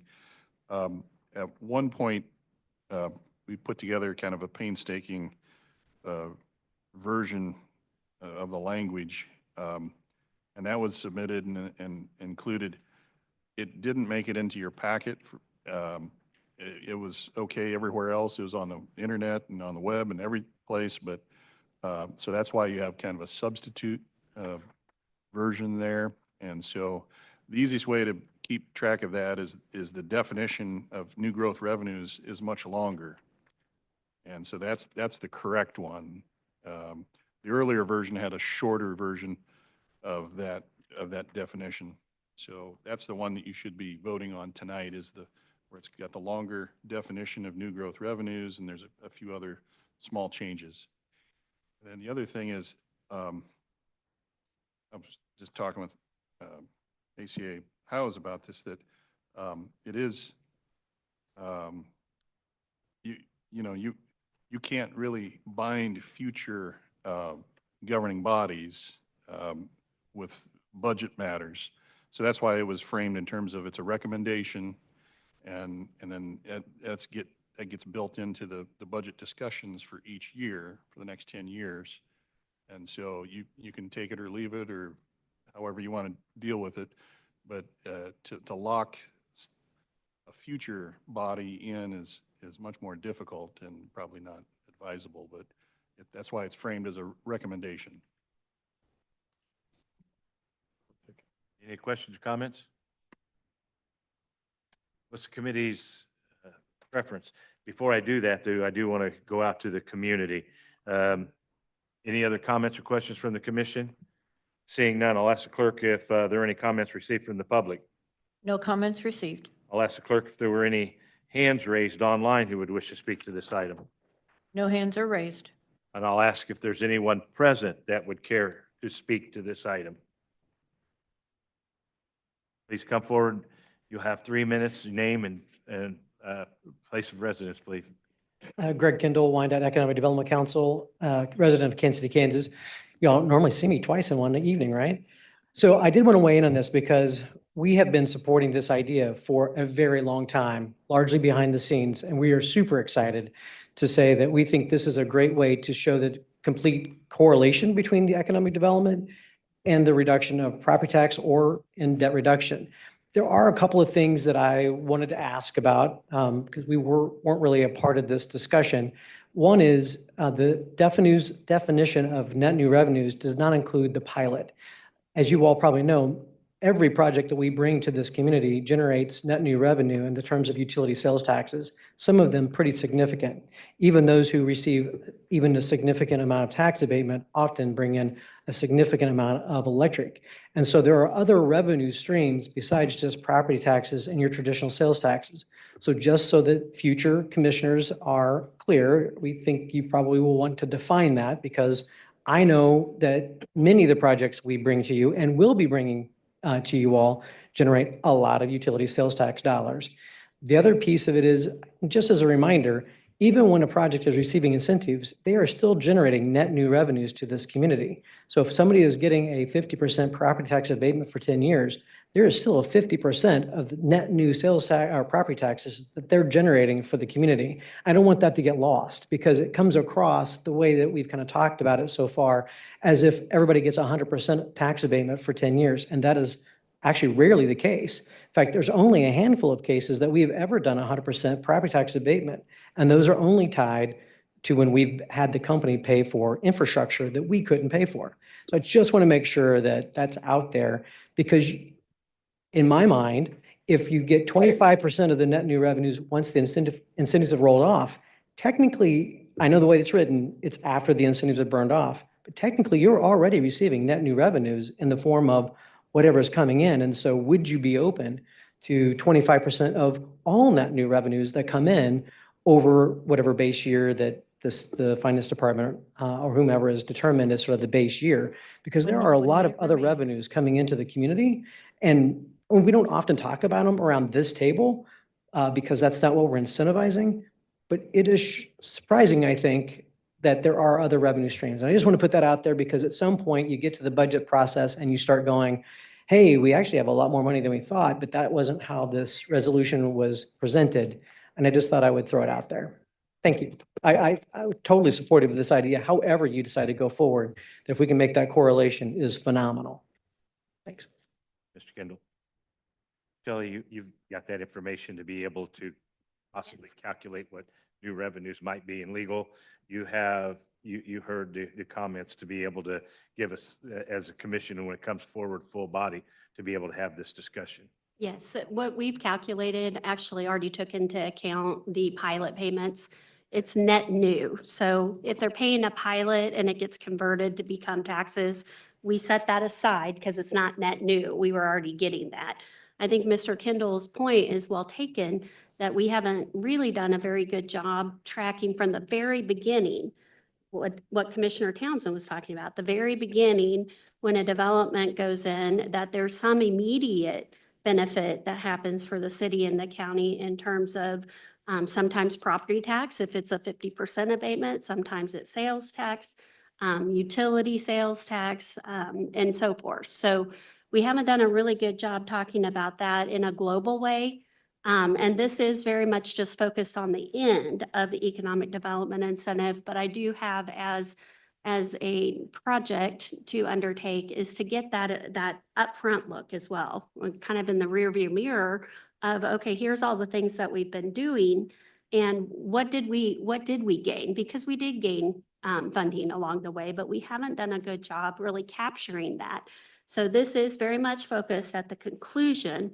But along the way, to Mr. Kendall's point, We do talk about it on individual projects as those come forward and what the pilot would be or what the taxes would be. You know, today it's X dollars, tomorrow we'll be getting Y dollars, and it's this difference, and only this much is abated.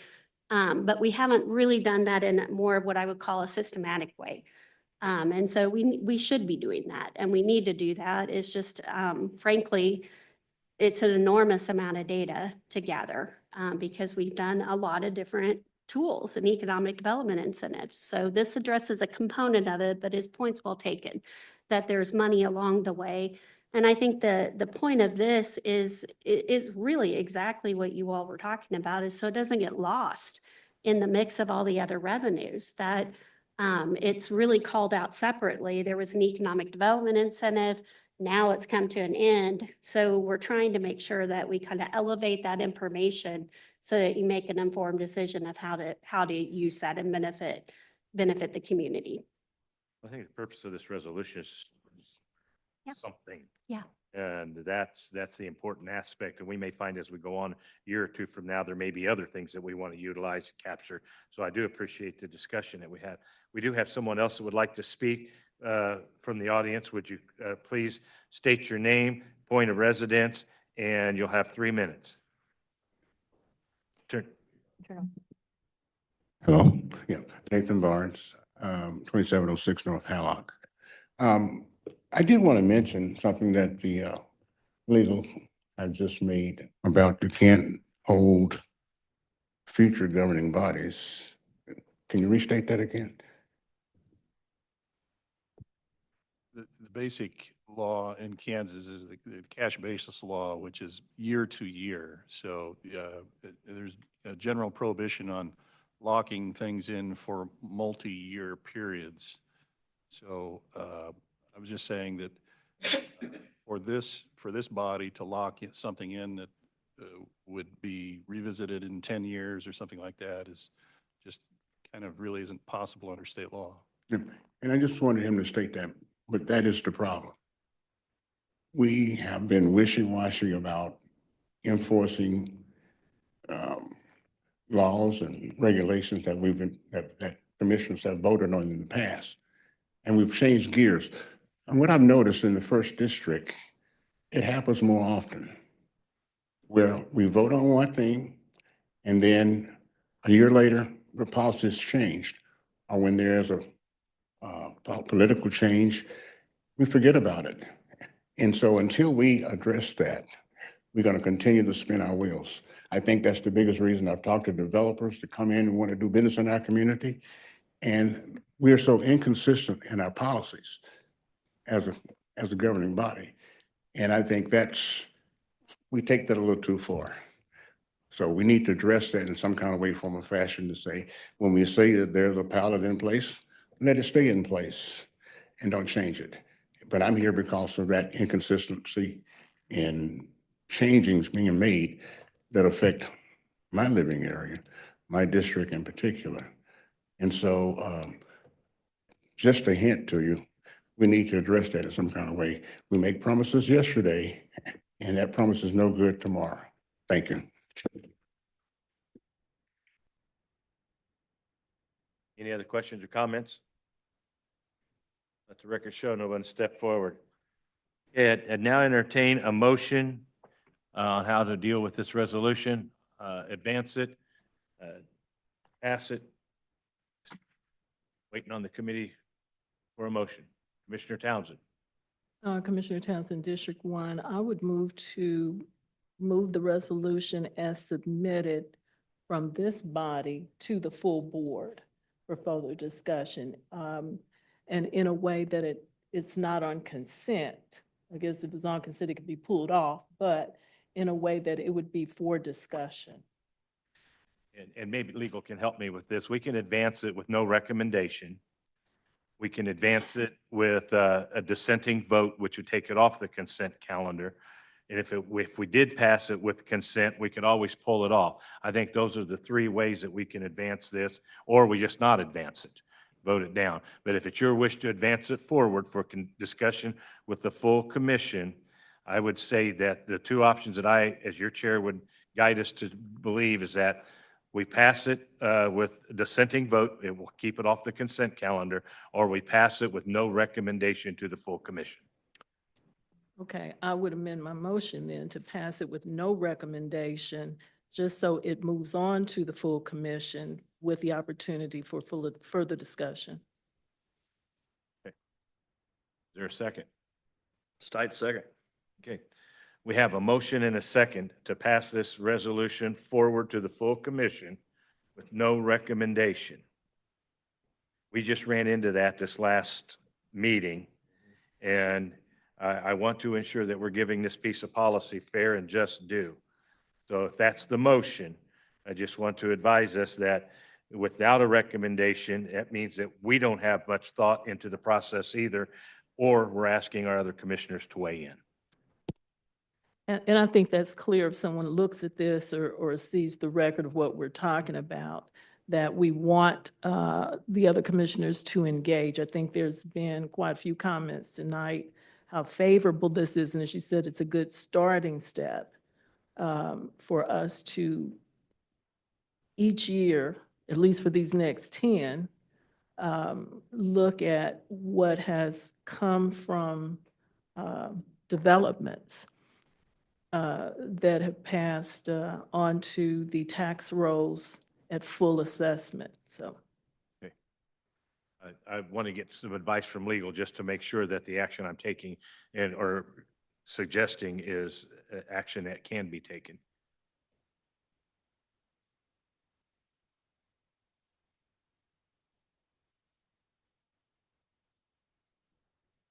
Mr. Chairman, I think, I'm not sure exactly what the body would like to do, but I think it's possible to advance it on a vote and then just stipulate that it's not to be put on consent. And it'd be non-consent agenda, and that way it'd be open for debate at that stage. It's just however you My want. question to that would be then, would it require supermajority to change if?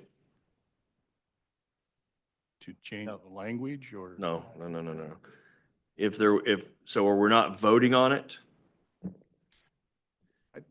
I think you could vote to advance and then frame it in terms of not putting it on consent, and that way it'd be open for debate at the next stage.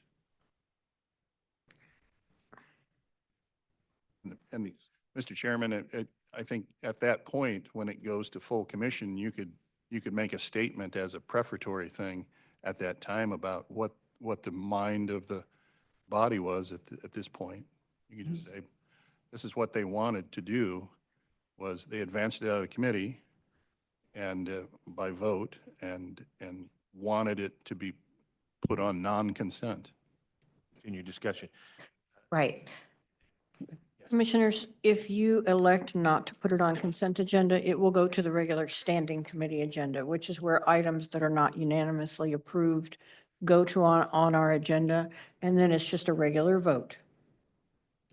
Correct. That's what I was getting ready to come in for and say. Thank you, Monica. And at that time, we'll be able to discuss net new, like Mr. Kendall had spoke about, net new, right? That is new dollars that's coming in off of development. And we don't have to wait maybe we don't, I'm just saying we can discuss that, right? That we don't have to wait till the end of the incentive burns off, because we are looking at a net new off of a development that we're giving an incentive to, right? So maybe those dollars do go up. So that would be a little bit distinct from what's written. Okay, I think that what's written, the question is, should it be discretionary, or should it be, do we want to try to find a way to legally make it required that it goes to offset debt or property tax? And this is really targeting at the end of the economic development incentive. As part of when you consider a new economic development incentive, a new plan, that could certainly be part of the discussion at that time, as upfront at the beginning time. And what I discussed is that we really need to do a look back and really describe how those projects have benefited the tax dollars over time, during the project, not just at the end, but this is really written specifically for the end. Right, right. Well, I would sure like for us to take a look at what, a project moving forward, right? Something new, net. I'm just throwing it out there. We just talked about Buc-ee's, right? We just talked about a hotel at the casino. Something that's new that's coming online right now that we don't have to, and neither one of them have an incentive that applies to this one, but a new development, it makes it easier for constituents to understand that we are giving this incentive, but we're pulling down some money today, 25% of any net new dollars that are coming in to go towards one of the two listed items, property tax relief or debt relief. Yeah, what I would recommend is that we consider this item, which is at the end, okay, because we have several that are coming due this next year. And it would address that part, and then we could bring back another proposal that looks at how we evaluate. And I know we're working on an overall economic development incentive policy, so that when you grant an economic development incentive at the front end, then that could be part of that discussion, is that a portion of that's going to be set aside to do X, Y, or Z. So I would separate them just because we have several coming due. But yet circle back with the front end, which is what you're really talking about. And this discussion that we'll be having at the next commission meeting, I'm guessing that'll be on the 19th. Is that when we'd be talking about it or not? No? Some say yes, some say no. January. So then we will be looking at ways to potentially tie the hands of future governing bodies to this policy. Is that correct? We can have legal look at that issue. I think Jeff is conveying that he's got concerns under Kansas cash basis law that it would be a requirement. At minimum, what we're saying is that it would be clearly pulled out as a standalone item through the budget process. We would calculate it. We'd tell you which development projects it was. We'd say, here's how much is net new, like really new to the tax dollars or to the funds. Because of burn off from an incentive. I get all that. Yep. Again, my problem is going to be is that we're going to have this pool of money. Sorry, now I'm doing it, Wendy, hitting it. We're going to have this pool of money, and then all these pet projects are going to come due, and then we're not going to be taking it and putting it towards exactly what we're sitting here tonight trying to say. Debt, tax relief.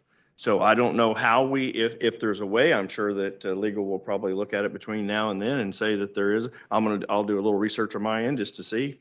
But I would sure like to find a way that we can commit those dollars that they go towards property tax relief and debt.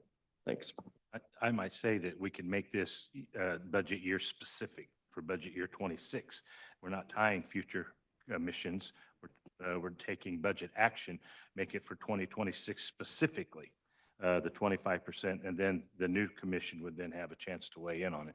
But this way, we as a commission would be emboldened to say in the budget process that 25% would be earmarked for debt reduction or property tax, whichever way we chose to go for budget year 26. Yeah, I guess if that's the only way, the only win we can get, then fine.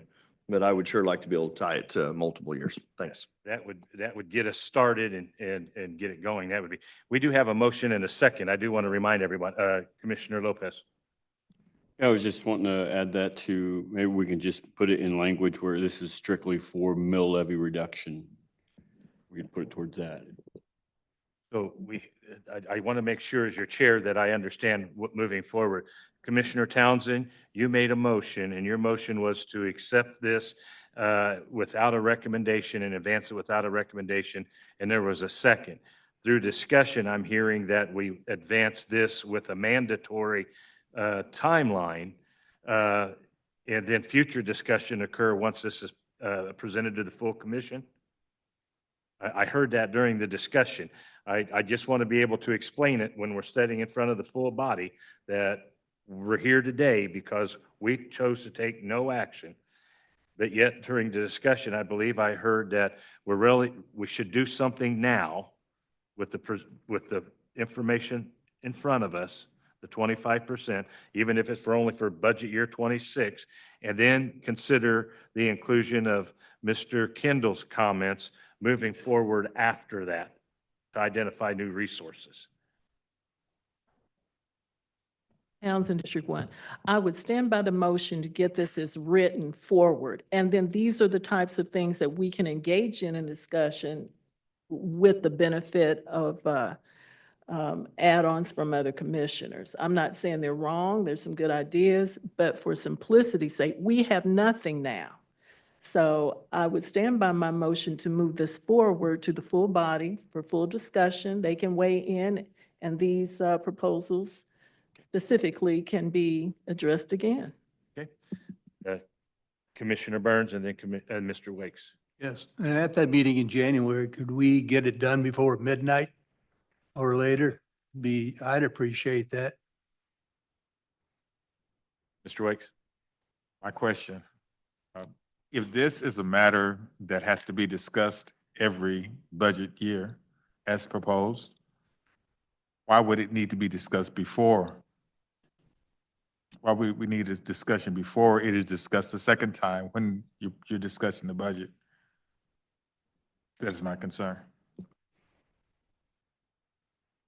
I think the thought of bringing back the information every year is what is coming, what's expiring changes year to year. So the amount changes year to year, as well as the other budget implications. So now we're all doing it. So it just gives you a full picture so that you're taking in all the information, but this would be specifically called out. Here are the 5 that are ending this year. Here's the financial impact of that. Here's what 25% would be to take that and make a decision from there. You would do that every year, correct? Correct. Okay, so I'm trying to understand why it needs to be, I don't understand why it needs to be passed with another discussion. I don't understand that. Why is it necessary to have another discussion? I think what I'm hearing. Oh, is- I'm sorry. Thank you. I think he explained it very well, so that all the commissioners could weigh in. Thank you so much. Okay, I believe we have a motion to advance the issue to full commission without recommendation. We have a motion and a second. If I'm misspeaking, please correct me. No? Okay, Madam Clerk, please call roll. Roll call. Wakes, Aye. Lopez, Aye. Burns. Aye. Stites. Townsend. Burrows. Aye. Motion carries. Thank you, committee. Committee, that takes us to the end of our agenda for this evening. Thank you for your patience and your discussion. I would entertain a motion for adjournment. I so move to adjourn. We have a motion Second. and a second for adjournment. Madam Clerk, please call roll. Roll call. Wakes, Aye. Lopez, Aye. Burns. Aye. Stites. Aye. Townsend. Aye. Burrows. Aye. Motion carries. Thank you, committee. We are adjourned. For those in attendance, please be mindful that your neighborhood and community development meeting will be followed in about 5 minutes. Thank you.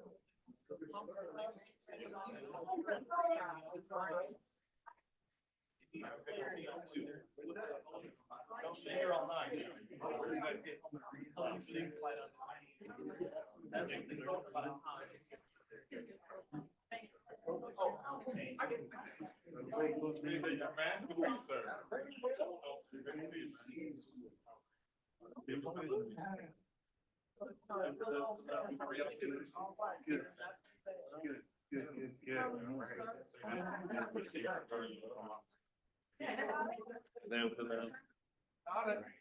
you. How you doing?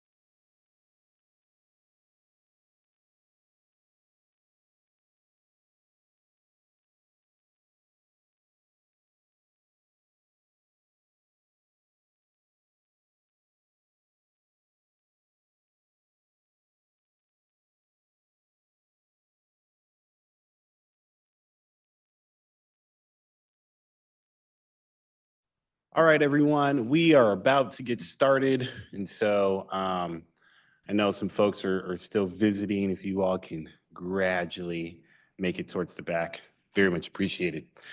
Awesome.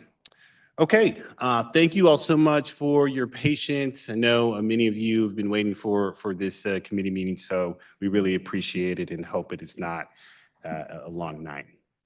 Before I call the meeting to order, I want to announce that some committee members, staff, and the public are attending remotely via Zoom as well as on site. All participants joining by phone should mute their phones when not speaking to avoid background noise. When speaking, Please speak directly into a microphone to ensure everyone listening is able to hear your comments and to ensure a clear record is made. During the meeting, please make sure that you announce yourself by name and title every time you speak so that the public that is observing knows who is speaking. This is critical given the number of remote participants and its current guidance from the Kansas Attorney General. The public is allowed to participate by Zoom or submit comments by email prior to the meeting, and those comments will be included in the record of this meeting. The public may also indicate their intent to provide a remote public comment by contacting the clerk's office by noon on the day of the meeting. The public will also have an opportunity to provide brief comments either by telephone or via Zoom from the 5th floor conference room of the municipal office building. Public comments will be allowed during each agenda item.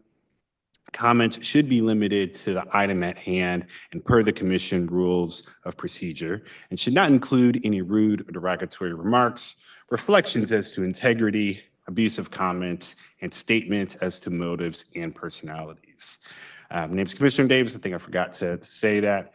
And I'll now call the meeting of the Neighborhood and Community Development Standing Committee for December 9th, 2024 to order. Clerk, can we have the roll? Roll call. Hill? Commissioner Hill? Here. Thank you. Ramirez? Here. Townsend? Here. Bynum? Here. Davis? Here. Thank you. Clerk, are there any revisions to the agenda this evening? There are no revisions. Okay, and we have no minutes to approve, which means we will be moving on to our first item, which are land bank options. So Mr. Knapp, if you want to go through the land bank applications, the floor is yours. Thank you, Commissioner. All right, so for the land bank tonight, we have 32 homes on our agenda tonight. 21 of those homes are in the Peregrine Falcon neighborhood. Those are items like A12 through A15, and we'll hit those at the end. But to start with, we're going to do A2 through A8. I think we can vote on those as one. So let's start. A2 is 6138 Haskell Avenue. They want to build a single-family home, and their plan is to sell it. I've received no comments from staff or the neighborhood group. A3 is at 525 North 84th Street. This is also a single-family home. They're going to live in this home. He does have construction experience. He's been in the construction trade for a while, and he just wants to build a house for his family. The next one is A5. That's 3426 Barber Avenue. There are 4 lots with this one because there are some unbuildable lots that touch this lot because they're unbuildable because they don't have access to a road. So that's why the lot is a little bigger. The applicant has told me that they are already working with building inspection and planning to work on the design of their home. A6 is at 1810 Rosedale Drive. This is for another single-family home. The person wants to live in this. And A7 is our first. RA Engineering Corp has the next 2 applications. This applicant has completed 9 homes on land bank lots. So they're coming back to get these 4 lots here at 1132 Armstrong Avenue to build 4 homes on this piece. And then just down the road a little bit, they're requesting these 3 lots to build 3 homes, or 2 if they could fit. This item also didn't receive any comments from staff. Commissioner, that sums up items A2 through A8. Thank you so much, Mr. Knapp. Committee, I'm going to first do public comment and then we can go ahead and deliberate. Clerk, was there any comments submitted for ahead of our meeting for the items that were just spoke of? No comments were received. Okay, any hands raised online?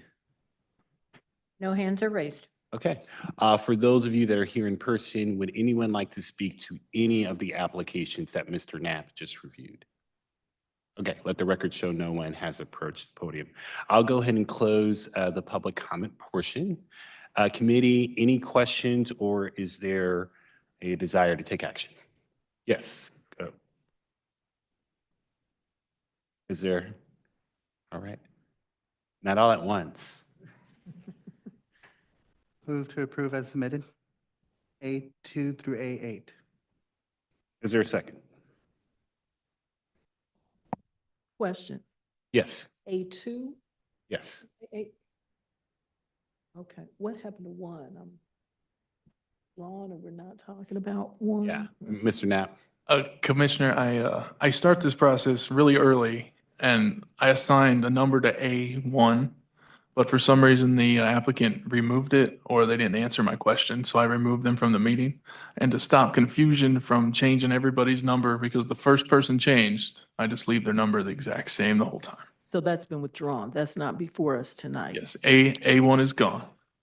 Thank you for that clarification. Okay. There was a motion made to approve or to recommend to full commission, A2 through A8. Is there a second? Townsend, second. Okay, clerk can get the roll. Roll call. Hill, Aye. Ramirez, Aye. Townsend, Aye. Bynum, Davis, Aye. motion carries. Thank you. Okay, I know for these last three applications, they're a little bit meatier and do hit on kind of a variety of subjects. So, Mr. Knapp, I'll hand it off to you. All right, so the next four applications, A12 through A15, are all in the Peregrine Falcon neighborhood or subdivision, the Oak Grove neighborhood, actually, group. There's 21 homes requested from four different builders. I already went through the items last month. They were held last month so the neighborhood group could have a neighborhood meeting. That meeting did happen. I was want to give you a little summary of what happened.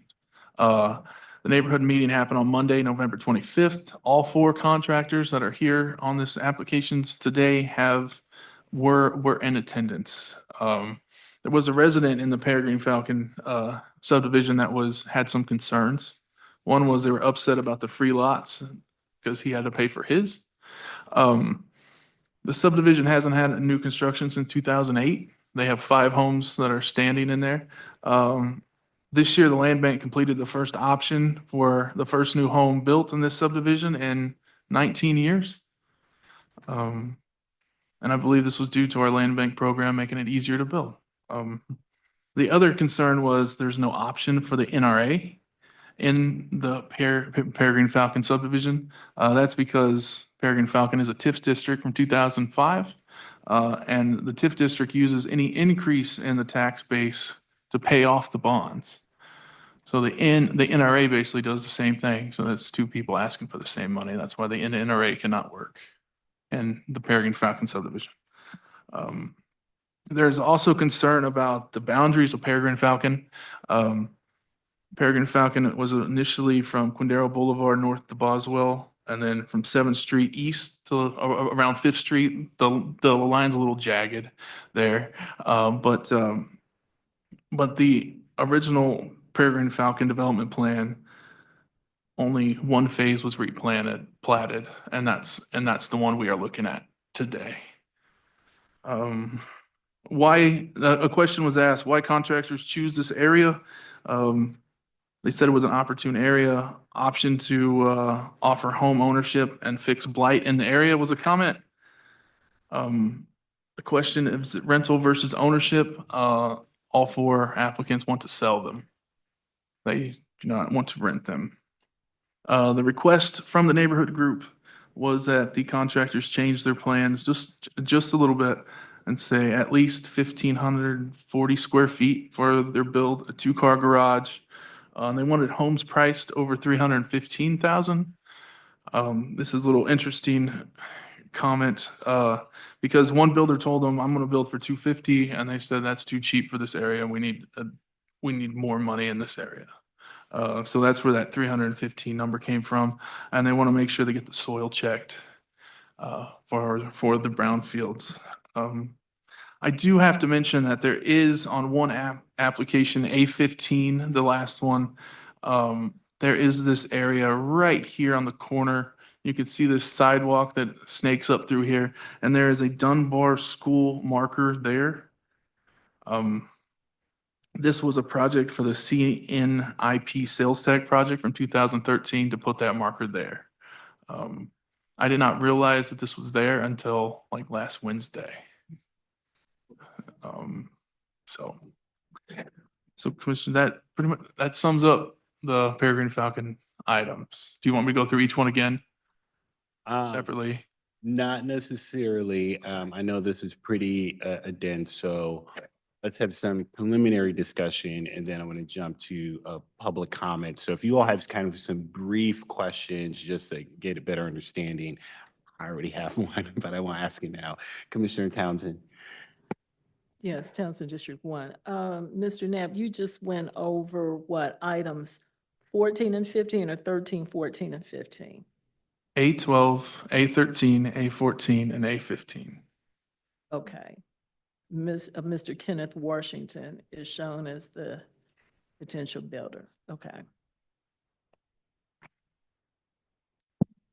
Oh, do you have more questions? No, because each one of these should get their fair time for discussion. I'm just clarifying the subject matter. That's all.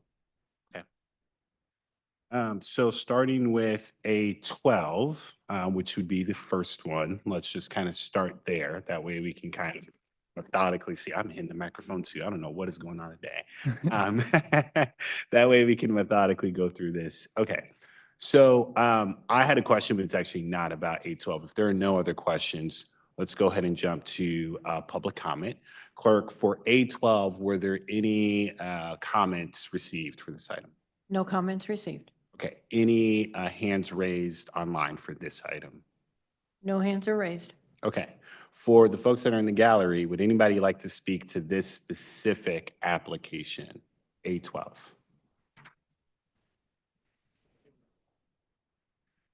Yeah, so the address is 2605 North Halleck Street.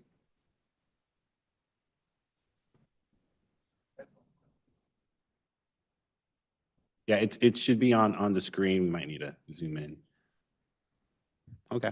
All right. So yeah, state your name, city of residence, and then you'll have 3 minutes. Oh, make sure you're Nathan Barnes, Kansas City, Kansas, 2706 North Halleck. I know there was a meeting that I wasn't able to make it, and I had a choice between making that meeting or making my wife's birthday. So I chose the birthday. So I didn't make. Wise choice, sir. Yeah. So I don't have all the details on it, but I noticed that we mentioned 1,540 square feet. And I'd like to know, when did that change? When I moved in, it was 1,600 square feet was the minimum. And how did it change? And this is what I was talking about. We have a homeowners association agreement, supposedly. It was required when the development started. And then homeowners started doing what they wanted to do. We have a homeowner there that's, for lack of a better term, is a renegade and just doing whatever he wants to do. I lived there for 15 years under the understanding that I couldn't put up a fence in my yard. I was okay with that as long as everybody else was okay. As soon as this homeowner moves in, he builds a fence. We don't have no way to address that. And now we are talking about approving all of these builders coming in, and there's no way for us to enforce a homeowners association agreement. I don't understand how that works. I make an investment in my home to live there based on the homeowners association agreement. And now we're allowing people to come in. So I don't know where the two interface, where they tie together, or if they even tie together. The interest of the homeowners association and the interest of these people that want to come in and build. And right now it's been a piecemeal process. They come in and one guy says, oh, I want to build with no basement. We're still addressing questions where it's already spelled out in the homeowners association. So I don't understand why we require a development to have a homeowners association agreement 1 minute remaining. and nobody follows it. So I don't have the knowledge of the house he wants to build. I don't know if it's a basement. I don't know the plans. and there's no communication. And just for the record, I'm the only one that's paid $25,000 for a lot in Peregrine, the only one. Paid a $25,000 fee for a lot there. I'm well invested in the community. I live by the homeowners association agreement. Newcomers are coming in and they're not concerned about that association agreement. So before we move forward, I would hope that we put some teeth into the homeowners association agreement and that they would have to abide by that. And if they don't abide by it, I don't support any of them coming in if they don't have to abide by the homeowners association agreement. Thank you. Name and then city of your residence. You have 3 minutes. W.D. Young, address 2602 North Hallock. I'm looking on the map right there, and I'm thinking my house is on the corner, but you wanted to build a house across the street. And the builder wanted to come in and put a house with no basement in it. He just wanted to put a slab. And that was not the agreement that we had when we first started out with this project. We were supposed to be building some upscale houses, not to match out there in Piper, but the thing is that we was trying to build something in the community that everybody could be proud of in the neighborhood, saying that it couldn't be done. Now we got all these builders, and I'm trying to figure out how are they giving these lots? Is Mr. Knapp pointing out the lots that they can build on? Or are they looking at the whole diagram and say, I want this lot, I want this lot? Now, the lots that we probably haven't talked about them, but the lots across the street from me on my back of my porch, I'm trying to why a fellow would want to build 11 houses on that side of the street next to the monument that we had there talking about. And the back of the house is going to be hanging towards 7th Street with no backyard. I mean, if I was a builder, I would say no to those lots. So are we being singled out of these lots we want you to build on, and you cannot build where you want to build at with the agreement of the home association? And I'm probably gonna come back up again when we have some other discussion. That's my saying right now. Thank you so much. We are still in a public comment portion, so would anyone else like to speak to this area? And then once public comment finishes, committee, I'll get back to discussion. Hello, good evening. Elnora Jefferson in Kansas City, Kansas. We're taking these applications separately, I understand that, but a little bit of historical perspective is needed. In that this particular subdivision started even well before 19 years ago. It started as an all-American infill project. And it was done when the economic developer was Mr. Ed Smith. Through the course of things, going through the Native American lawsuit and other types of things, this particular subdivision has laid dormant. Now, there have been other subdivisions in the Northeast that have gone on and been completed, like River's Edge. I do believe also that Mount Carmel is in the process of completing the subdivision that it has. But in this particular subdivision in Peregrine, these good people here invested a lot of money and hope because it was an area that they really wanted to bring some economic mobility to on that. So I wanted just to put that historical perspective in on that it is, that's been, well, and it has had 2 TIFs. The latest TIF is going to expire next year. So anyway, thank you very much. Thank you, Ms. Jefferson. Are there any other folks in the gallery that want to speak to this particular item? Again, we are at A12, which is 2605 North Halleck Street. Okay. I'll go ahead and close public comment for this item. There will be opportunities available for future items. Okay. Committee questions. Yes, Commissioner Townsend. Thank you, Mr. Chair. I suppose, first of all, Mr. Knapp, did the builder, T&M General Construction, did you say they met with the neighborhood group or did not? Yes, all these applicants met with the neighborhood Make sure group. I'm on this one. Yeah. This one did. Okay, was that builder given a copy of the homeowners development agreement? Yes, all applicants here today have received the HOA. agreement. Okay. And I would ask if anybody wants to share, if anybody's in the room that met with that developer, was that, the specifics of that, was that discussed in any way with the developer? And where I'm going with this is, I am supportive of those who have made initial investments in there, and there is an expectation created, and you have a homeowner's development agreement for a purpose. Now, I would need help from council, but during my term, I can specifically recall the enforcement of your homeowner's agreement when someone who lived there wanted to add, I think it was some kids, they wanted to add more kids. So we can't say that it's not being enforced. What we can say is, anybody who wants to come in there, I think it is not unreasonable for them to be expected to comply with that. So now, as to those who are homeowners, I don't know, maybe council can help me out here as to what maybe you should be doing to make, this more of a living document and enforcing even for people who are already there, who are not abiding by it. There seems as though there should be some enforcement mechanism. I don't know if we can enforce it. Would that be a private action of the homeowners association? Yes. So that is your remedy. But in terms of us enforcing it, and since I've been in this seat, I supported the enforcement of the homeowner details. Council, would you like to provide some insight on this? Yes, thank you.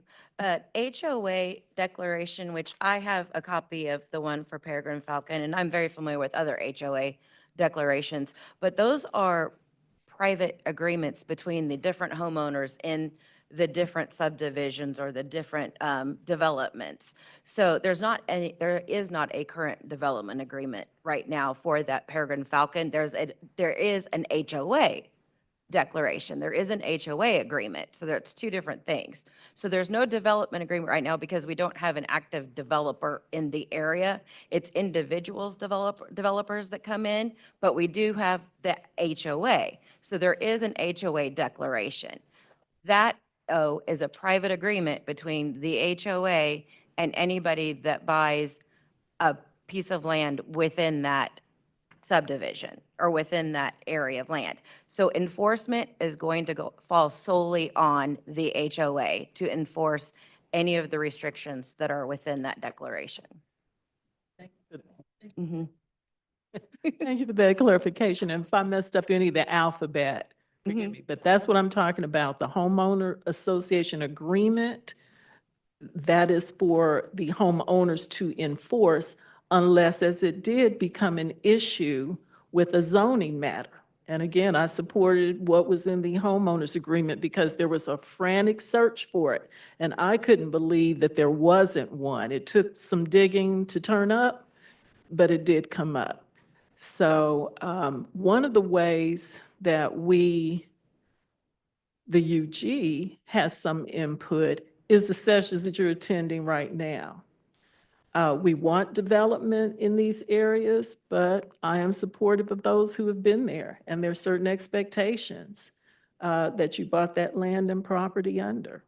So if this person is not complying with their development or putative development with the contents of your homeowners association agreement, did I use the right alphabet that time? Then this body can say no. Thank you. Can we come back, but nobody's responding to us? Well, give him a minute, the chair. Okay, so here's how we're going to do this because we do have multiple items that all impact this particular area. If you all have another public comment for this particular application, I'll allow another 3 minutes, but do keep in mind we will have other public comment opportunities. So this is not a one and done. Now, Ms. Townsend or Commissioner Townsend, you had a particular question, and this is really the only reason why I'm allowing extra public comment for this particular item. Commissioner Townsend, you had a question regarding the outcome of the meeting that was there earlier that was stated, if I recall that correctly. I don't even recall it, so. Okay, well, I wanted, if there are two more of you that would like to respond, I will allow that. Again, you'll only have 3 minutes. We do have the rest of the agenda to go through that will impact this area. This will not be the only time, but we'll go ahead and allow that. Again, can you state your name, city of residence, just for the record, and then W.D. Young, 2602 North Hallock. go for I it. think what got off base was is that the American Falcon, when we came up with this home association, they were not handed out like they should have been. I don't know if Mr. Mapp that was his responsibility or that was the city's to give to him. Now, the house that they wanted to have kids in it, that lady moved and somebody else bought the house. Now we got a renegade, as he say, wants to do anything and everything down there, such as a fence, trash on the front. I mean, his trash basket is on the front. He won't put it to the side. The fence should have never been built. Here he is out there at 10:30 at night digging a hole in his backyard, and we can't call the police, and they're saying they can't get involved because we had a home association. So what are we supposed to do? Knock on this door and tell this man he can't do it? That's what I'm trying to say. We have no help at all when it comes to our association. I mean, it's all like, okay, y'all figure it out. We have figured it out. The man can't do what he's doing, but nobody's not gonna tell him he couldn't put a flagpole in his front yard or put the fence up or dig a hole, which I don't know if he's trying to put a swimming pool, walk on the wrong side of the street. He's working out his house, he's construction. He puts his van and his trailer right in front of the house, but we can't get nobody to come down and do anything. Nobody will write him citation and tell him he can't do it. So you tell us who we supposed to go to see about a home association that things can be worked out properly. Thank you. Okay. All right, this would be the. Well, I guess what we're saying, Nathan Barnes, 2706 North Hallock, what we're trying to say to you is that if we can fix this problem before it happens, and the way it happens, we need a partnership with our city to say, before you start a development, you're required for this homeowners association deal.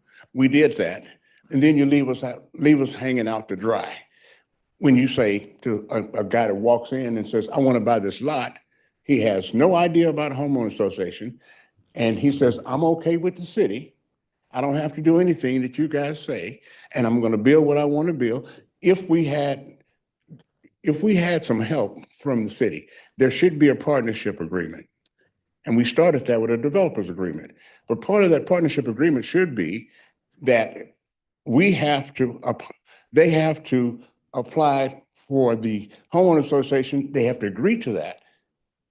That's not asking too much. Right now, somebody can build a shotgun house down there. Y'all probably too young to know what a shotgun house is, but a shotgun house and do anything you want to. Right now, if this passes, it's not a threat. I'm going to build me a shack in my backyard and nobody can do anything about it. Because the homeowner association is not going to fight me. They're on their own. They have no direction on which way to go.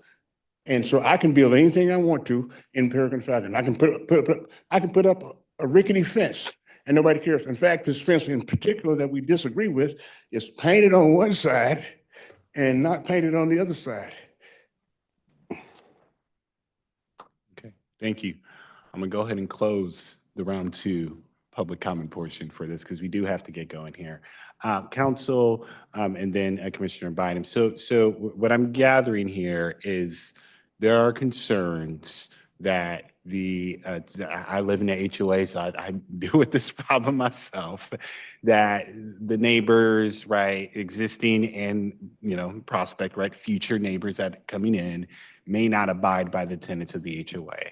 What are the tools of the unified government as it pertains to the HOA's desire to enforce its own tenets? So the only tools the unified government has is if for normal code violations. So if it is a code violation and also happens to be an HOA restriction, then the unified government can enforce it. But if it is not a code violation and just a HOA restriction, the unified government does not have enforcement powers over that. The HOA itself would have to resort to the courts to get enforcement on their HOA restrictions. That the unified government cannot help them with. It is a private action among homeowners.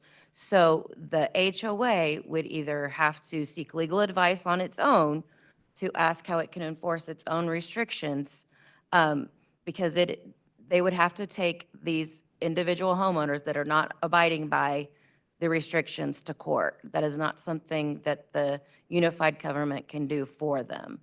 And as far as anybody moving in, they should be on notice that there's an HOA. This declaration is a recorded document that was recorded in 2006.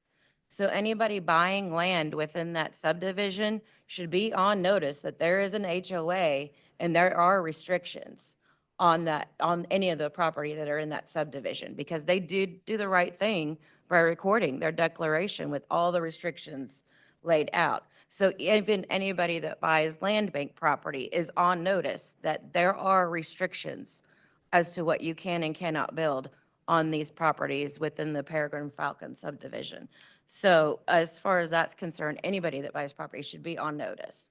But as far as enforcing it, they need to seek legal counsel as to how to take anybody to court to get those enforced. Because unfortunately, again, if it's not a code violation, it's not something that the unified government can enforce for them.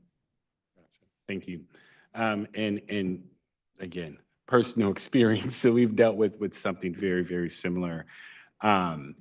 And so I'm familiar with the limitations. However, some of the things that you all expressed were code violations. And so if you all are telling us that you are calling, right, for folks from the NRC and they're not responding, that is something that we can do something about. And so please do let us, understood. Please do let us know if there's no responses at all and no one's coming by. That is a problem. That is our business. Your taxpayer dollars do pay for that. And you should be receiving service. And so do let us know after the meeting, connect with us, and we will get you connected with the director of the NRC to get that particular issue solved. Okay, we do have some business to take care of for 812. Are there any other questions or anything? Commissioner Bynum. You, Chair. Just a couple of comments with regard to what we've heard here. And Ms. Elnora, thank you for the history. I remember the origination of the development. So 2 TIFs, one is still in play, which Mr. Knapp had explained earlier, is why we cannot have NRA in this area right now, because you can't have both at the same time.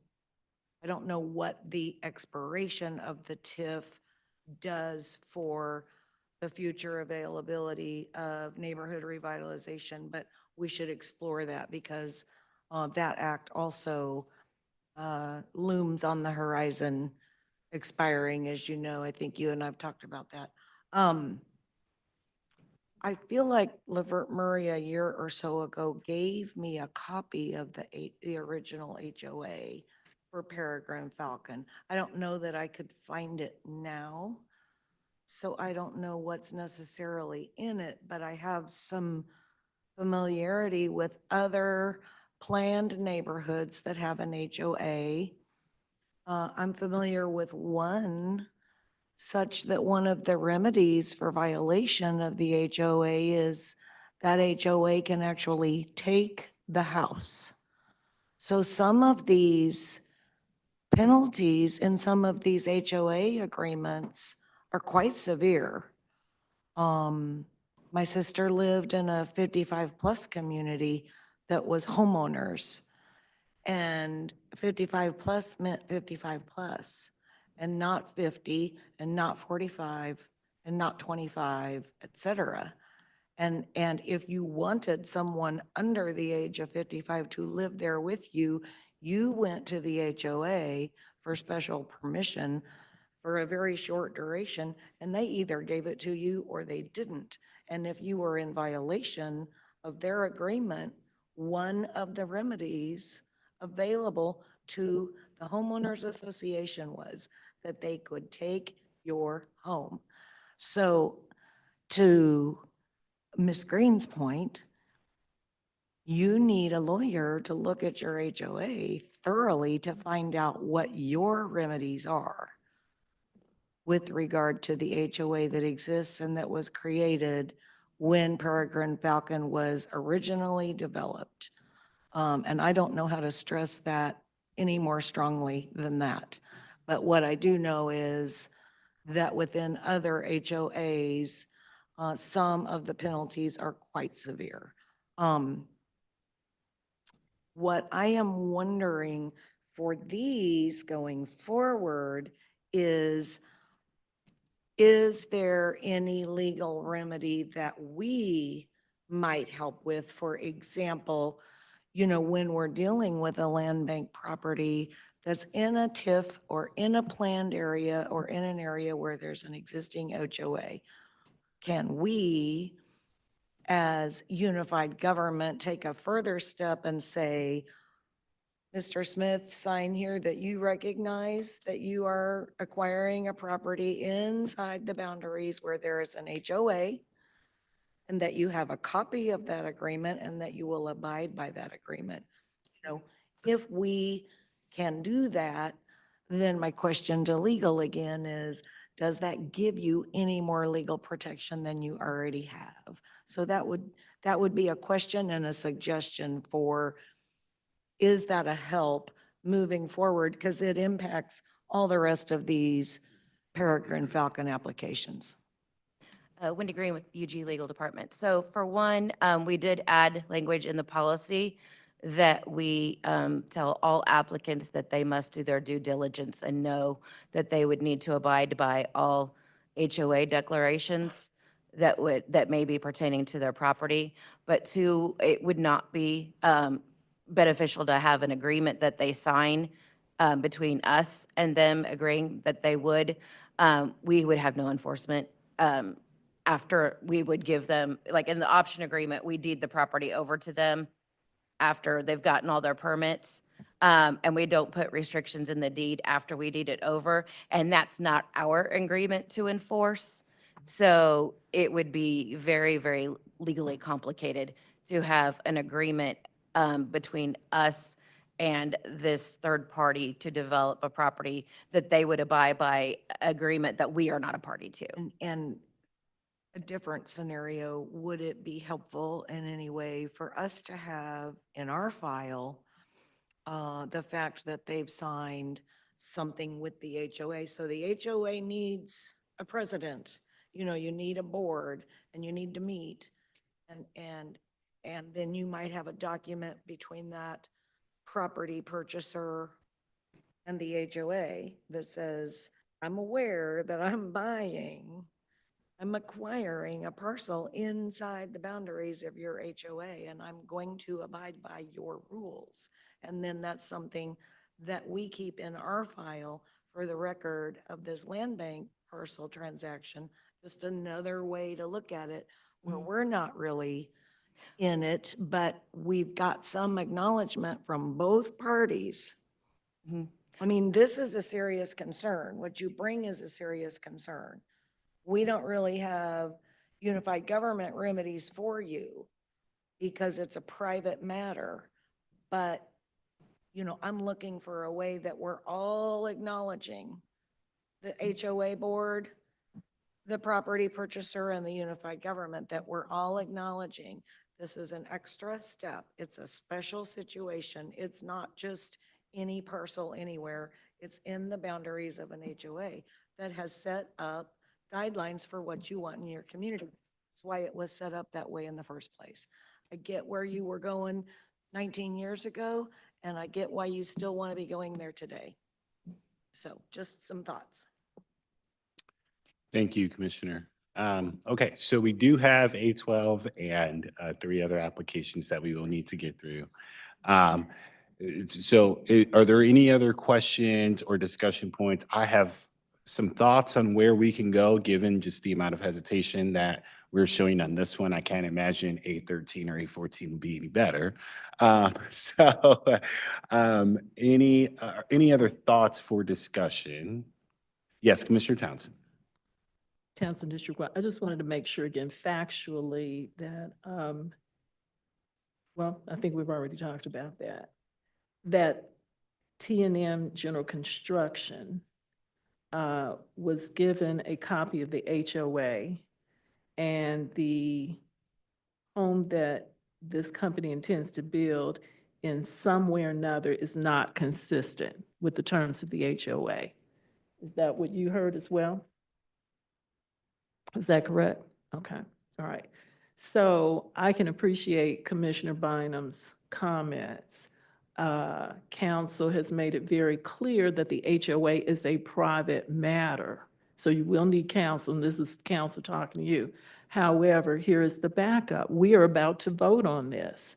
So if I, as a member of this committee, am listening to the homeowners association and the builder is not, then we simply vote on it up or down. So I'm ready to make a motion if it's appropriate at this time, Mr. Chair. There are two particular comments, Commissioner Ramirez and then staff, but yes, after that, we'll go ahead and take a motion. Yes, Commissioner Ramirez. Thank you, Mr. Chair. I just have one question, and it stemmed from Commissioner Bynum's comments. Does the HOA have a board? We just thumbs up, thumbs down. Thumbs up, thumbs down if it does. Yes, for a board, Okay. yes, okay. Thank you. Okay, Mr. Knapp, did you have anything you wanted to add? Yes, Commissioner Townsend, this applicant also has a current option at 2601 here. And that's where the basement comment came from. That's where the building of homes with no basements came from. I have talked to this applicant, provided the HOA documents, and they said that they are going to change their plans to add a basement and add a 2-car garage. Okay, I'm confused now. I'm just talking about 2605. That's what's up before us now, right? Yes, but this applicant already has an option agreement on 2601 also. And they're changing their building plans to meet the HOA documents. So you're saying they anticipate complying with the HOA? That's exactly what I'm saying, yes. Okay. All right, we're going to ask that you respect no more. Well, that's for the commission. Public comment Get it. has ended. Public comment. So, Here- okay, you can finish, yeah. Okay. So that there is a clear understanding of what this builder intends to do, and if they want to put something in writing to the homeowners association, and even better, we could make that a condition. This committee, as I see it, could make that a condition of the award, if it goes that way, of the property, that they comply in all respects with the requirements of the homeowners association of Peregrine Falcon.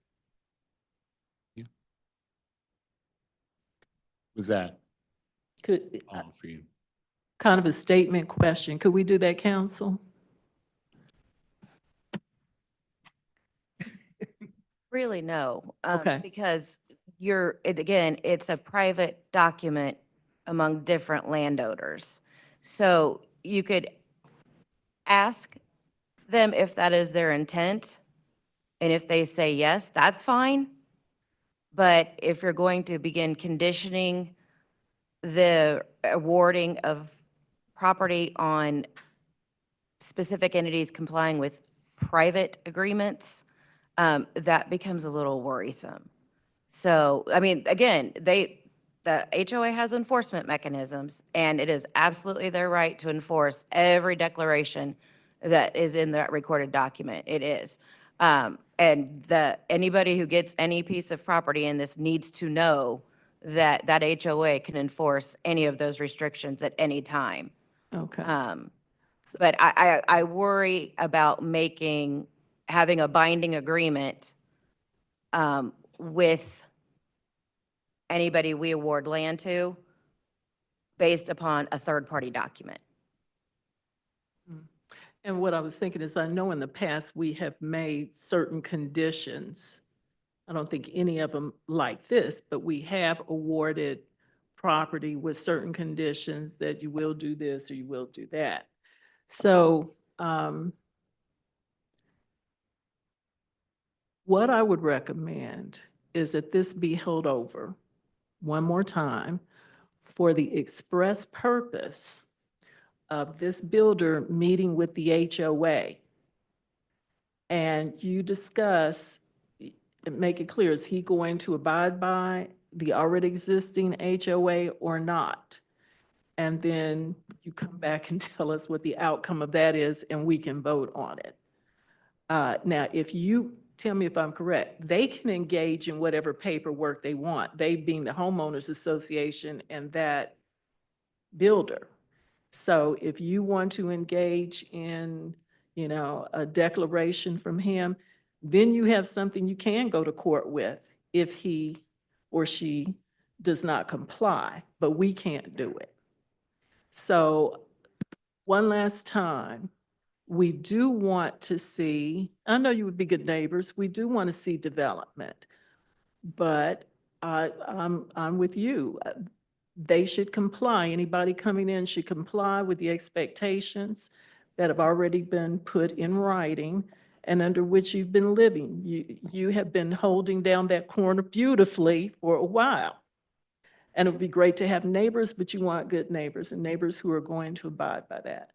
So, committee, that would be my recommendation, to hold this item over one more month for the purpose of the builder getting with the homeowners, and then you decide from there what you're going to do and come back and tell us what the outcome of that was. That's my motion.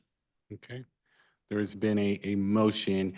Commissioner Hill's been very patient. So Commissioner Hill. Thank you, Mr. Chair. And I just want to say that I totally agree with Commissioner Bynum and Commissioner Townsend. I appreciate the conversation. I'm sure these homeowners are devastated to know that the UG does nothing to support what they thought was some type of binding document. It's unfortunate. I would have thought, like them, that the UG would back up this declaration. However, I do like the motion that Commissioner Townsend has proposed, and I'm willing to second it. Thank you. Thank you. Quick question, committee. So I imagine we're going to run into similar issues for the remaining applications because they are all in the Peregrine Falcon area.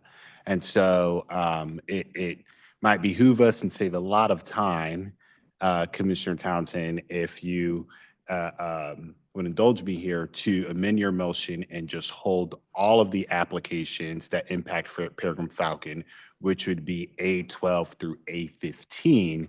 That way, we don't have to go over this another 3 times. Yes, Commissioner Thank you, Townsend. Townsend, District 1. What I don't have factually is whether or not these other owners are in the same boat, but I guess we could, I guess I could do that.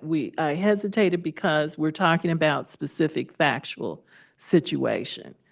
But the benefit would be, thinking about it a little bit more, to have the Peregrine Falcon HOA talk with these others as well and see, you know, give them the opportunity. So I am willing, with respect to, help me out, Mr. Knapp, I don't know if 13 is in Peregrine Falcon. No, that doesn't look like it's in Peregrine Falcon. That's D4, D2. But in addition to 12, that would be item 14 and 15. Is that what you anticipated? Yes, all of them Okay. that impact Peregrine Okay. Falcons. So the last one would be A13, which Is 813? That's not, that, I don't believe that's Peregrine Falcon. That's what I'm saying. That's either D4, D2, I believe. Kind of neighboring. Okay, cool. Yeah. So the amended motion, as I understand it, Commissioner Townsend, is to hold over till our next meeting, A12, A14, and A15. That is that correct. Okay, Commissioner Hill, you provided the second. Are you good with amending your second? Yes. Okay, cool. Clerk, can we get the roll? Roll call. Hill, Aye. Ramirez, Aye. Townsend, Aye. Bynum, Davis. Aye. Motion carries. Okay. So the last item, and again, thank you all for bearing with us. I totally forgot your comment there. Commissioner Bynum. Thank you very much. So just to circle back around to those, and I'm fine that we have voted. I understand correctly, all of these builders met with the neighborhood group or the HOA? Which did they meet with? Did they meet with Oak Grove or did they meet with the HOA of Peregrine Falcon? You all can come to the microphone if you'd like to answer that question. That's fine. Yeah, but just to answer this question, please. Yes, they all have met except one. With Oak Grove Neighborhood Group Yes.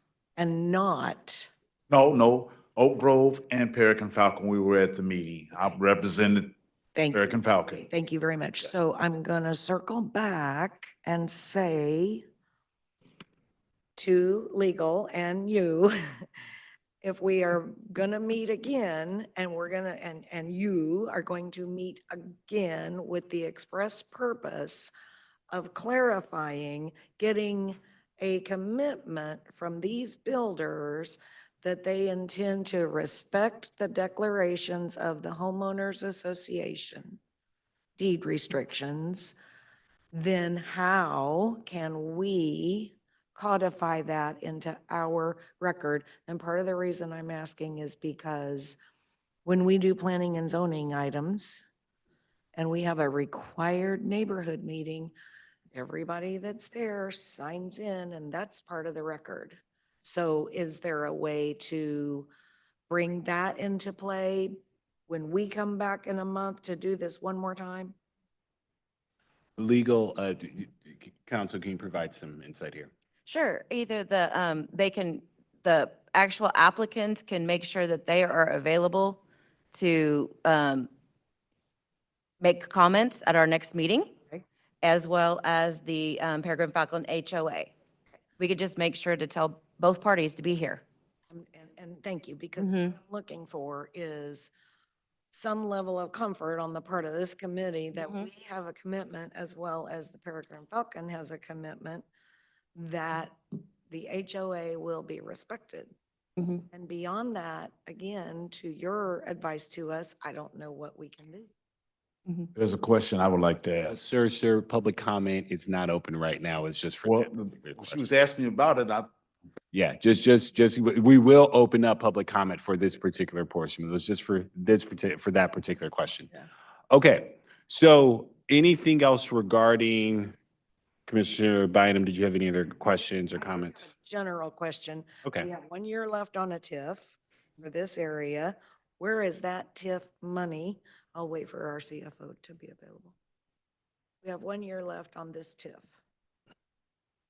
Where do those TIF dollars go right now for this Peregrine Falcon? Currently, the TIF dollars go to a project fund. As I recall, it paid for some infrastructure to develop that neighborhood. It is not a significant amount of money that is abated, about $10,000. And I believe next year is when it comes off. And the reason I'm asking is because if I understand, the TIF is the increment between what was there before and what's there now, I would think that would be significant. So, and these would only increase that amount of money. If we go from a vacant piece of property to a $315,000 home, I would think that would be a significant amount of money. And actually, I believe that what was collected was only paying the interest. It never paid the underlying bond. So there's I want to say it's 750,000, correct me if I'm wrong, Judd, There's a $750,000 outstanding bond out there that has not been paid. We're paying down that. Yeah, and the first. principal has not been paid at all. It's Got it. only been the interest that's been Thank you. paid. Appreciate it. Okay, I'm done, I swear. No, that's good. And again, we don't have to solve all this tonight. Again, for the public, for everyone here, we just put all this on hold, which means we get to do all of this again in January, all right? So you did not miss anything. There was nothing slide, nothing underhanded. But I do want to move on. If you all have further questions about those applications, you can ask us offline. And of course, we have our staff available for future meetings. Okay, our last item is A13, which is 2530 North 6th Street. Mr. Knapp, can you provide some insight on this one? A13 was also in the Peregrine Falcon. Okay. It was, I know Commissioner Townsend, you had left that out of your motion because there was the statement that it wasn't necessarily a part of it. But for A13, it does fall within that particular HOA. Commissioner Townsend, did you want to add anything on that one? Well, if I was wrong, because when I did my homework and said, where is that? It was not in D1 too, but. Okay. So is this inside the Peregrine Falcon or not? Is it inside? A13 is inside Peregrine Falcon HOA because it's in that first plat of Peregrine Falcon. A14 is north of this location, and it is actually outside of the HOA because the HOA just covers plat 1. Okay. And Gotcha. Okay. So if 13 is a part of Peregrine Falcon and is part of Peregrine Falcon? 13 is? Yes, 13 Okay. is. Then I would move to hold this item over for the specific purpose of the builder meeting with the homeowners of Peregrine Falcon to discuss how the plans for his development either coalesce or don't with the HOA.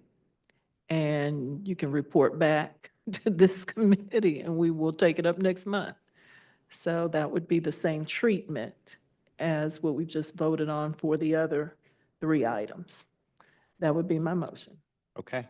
Before we get to that motion, I want to address our public comment, folks. So Clerk, were there anyone that submitted a public comment for A13?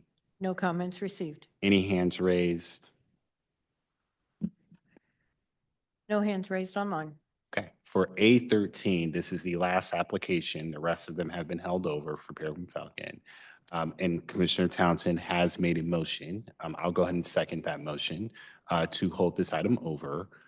Would anyone here in person like to speak to A13? Yes, please come forward. If we can put A13 on screen. Okay, before we start, Deputy Young, 2602 North Hallock. Before we start talking about that, I'm gonna ask Mr. Knapp, you said this is outside of Peregrine Falcon? Sir, you just provide the Okay. public comment and then we'll make sure. Okay, The well, questions the are. reason I'm asking is, we're trying to find out, is Peregrine Falcon, the phase 1, 2, and 3 still in existence? Because right now, if we spinning our wheels, if we only having one phase, and that's the phase we're in, we hear rumors that there's no 1, 2, and 3. And that was what brought me into this project of saying we're gonna have 130 houses here. Now, if we're reducing it to 90, I don't know. So somebody needs to tell us, is there still Peregrine 1, 2, and 3 phase going on? And Mr. Knapp would like to know if, well, now I came to address it to him. I'd like to know the builders that came, or we just letting them pick out the lots, or you telling them where they can build at? That's the question I want to know. Thank you. Okay. We have wrote those questions down, and so we will get a response, but I wanted you to get your full 3 minutes. Would anybody else like to speak to A13? Yep, please come forward, name and city of residence. You'll have 3 minutes. Orange, 2706 North Hallock. Thank you, Commissioner Townsend, for bringing some common sense to a senseless situation. Thank you, Commissioner. This is gone far too long, and I talk about the inconsistency, and you brought it up about the land bank issues. They have to meet with the neighborhoods. That's, that's the protocol right now. Everybody follow line, they do it.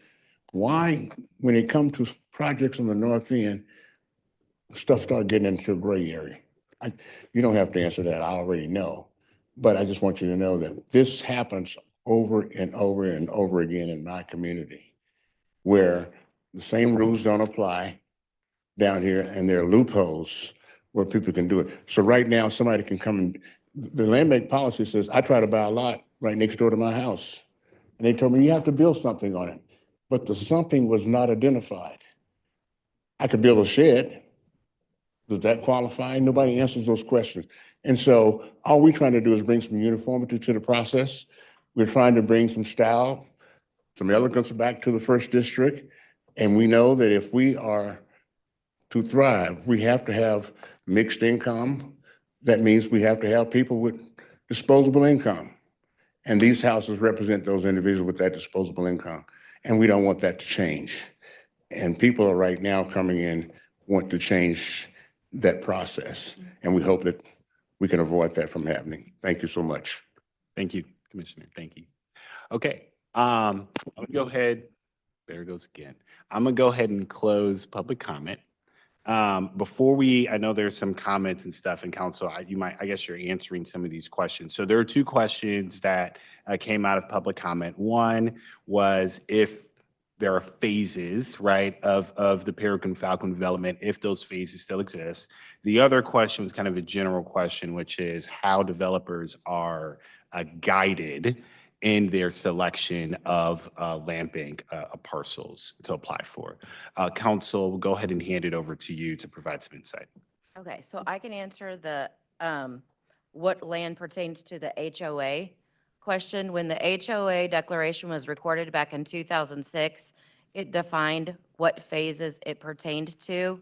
And it said it was specifically pertaining to, it says the lots in Peregrine Falcon and Peregrine Falcon Phase 1 is all that this declaration applies to. And that is all of lots 1 through 7, all of lots 38 through 44, all of lots 54 through 63, lots 73, 74, and lots 85 through 89. So the Peregrine Falcon first plat, those lots that I mentioned. And that's in the recorded declaration. So just Phase 1 is what the HOA applies to. And Commissioner Bynum, I do have a copy of that declaration, so I can email that to you all. Mhm. Thank you. Yeah, I was going to say, just send it to all of us. I sure will. We all are going to need to be just up to date on this particular subject. Mr. Knapp, there was a question about kind of the guiding and the selecting of land bank parcels. And so wanted to give you the opportunity to answer that question. And then we need to go ahead and vote. So yes, please. All right, so I have a public-facing online map that we're looking at here. I direct my developers and builders to go here and pick a lot. I don't really tell them where to go to pick a lot. I do tell them we do have, you can see Peregrine Falcons here, and there's no available lots there because they're all in this process. But you could come over here to current land bank options and you could see all the, well, there should be ones there, but you could see all the current options that we actually have. So to answer the question, the builders are just going to the online site and using the tools that we created. Gotcha. And they're just looking and they're talking to you about kind of what they're seeing, but they're selecting. They are selecting, yes. Gotcha. Okay. Thank you so much, Mr. Knapp. Commissioner Hill, I see your hand raised. Thank you, Mr. Chairman. I'd like to ask council, does the Peregrine Fountain HOA, do they have the power to expand? Do they have to go through you all to expand their declaration? Is there a cost affiliated with that? Kind of what is that process if that's what's needed? Thank you. Yes, absolutely, Commissioner Hill. This is Wendy Green with the legal department. So they are going to need to get counsel and they're going to have to amend their declaration. That's going to have to be recorded again. So they're going to need to talk to their own legal counsel to do that. That is not something we at the UG can help them with, again, because they are a private organization. So us in the legal department can't give them legal advice because our client is the UG. So like Commissioner Bynum suggested before, I also suggest that they get an attorney that can advise them on all the different things that they can do as an HOA, one of which would be to amend their declaration to include the different phases of Peregrine Falcon. Thank you. Okay, there was a motion and a second for A13. Clerk, can we get the roll? Roll call. Hill, Aye. Ramirez, Aye. Townsend, Bynum, Davis. Aye. Motion carries. Okay, thank you so much. All right, moving on from the land bank options. Thank you, committee, for the lively discussion. If you all recall our previous meeting, we basically had the land bank policy ready to go for a vote. The wrong draft was submitted. The correct draft is currently in your agenda. Mr. Knapp has a brief presentation just to kind of freshen us up on this, and then we will go ahead and go from there. Mr. Knapp? Thank you, Commissioner. So we're just going to go over the groundworks recommendations that were added to the policy. You see in bold, you could see where this is 1(2)E. That's where it's found in the policy. The first one is make every effort to abide by the Northeast Area Master Plan. The second one is adding a representative from the Kansas City, Kansas Police Department to our land bank staff meeting. And then the third one is land bank manager to contact all neighborhood groups and livable neighborhoods. I've definitely been doing that for the past 3 months. The land bank manager to provide contact information. I've also been doing that for the last 3 months. Land bank manager to provide an annual update. This one hasn't happened yet, but should be next March? It's coming up. And then holds, they must maintain and provide an annual project update. And then applicants are encouraged to utilize local minority and women-owned businesses. Applicants shall contact neighborhood groups. That's why I provide them the contact information, and applicants must be aware of any HOAs. There's that one in there. And just for this one, if I know there's an HOA, I'm definitely providing that information to them because my job is to make it easier for people to build. And that is part of that process. And then brownfields information didn't make the policy, but we are going to add it to the land bank website and make it abundantly clear to apply for that brownfield information. That sums up the groundworks changes that we had. Okay. Thank you so much. I'm going to go ahead and jump to public comment. Clerk, did we get any public comments for this item? No comments received. Any hands raised online? No hands are raised. Okay, folks in the gallery, would anybody like to speak to this item?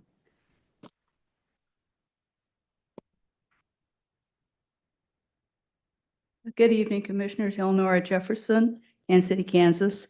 And my group of people who are going to co-present with me, were going to present last week.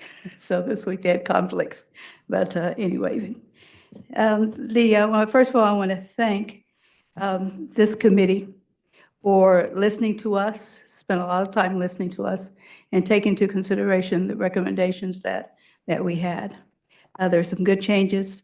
I also want to thank Judge Knapp for the work that he's done in putting together the notice requirements to the applicants, and also Alyssa Marcy, with whom we've worked as far as the lead abatement, and we're doing some fantastic things in Oak Grove to be innovative in looking at that lead issue. One thing that we wanted to do also was to mention, in addition to these efforts, this ended up being a bifurcated effort because we had these things that we wanted to improve, which some of them you've added. But the other part that we wanted to put, and we're putting forth today, is the opportunity for a redevelopment plan to be customized and done by the Northeast community. Just today, when we were looking at these applications out of the Peregrine Falcon, it should be very obvious here that it would be extremely important to look at the assemblage of land and the vision and what people are actually wanting out of the Northeast. We feel that we have the ability and the credentials and accreditation of people who have the skill sets to be able to put together a redevelopment plan. So in that vein, and listening, also remembering some things, Commissioner Davis, that you and I talked about, we have the neighborhood groups who are going after quality of life plans, such as what the Douglas Sumner neighborhood is doing.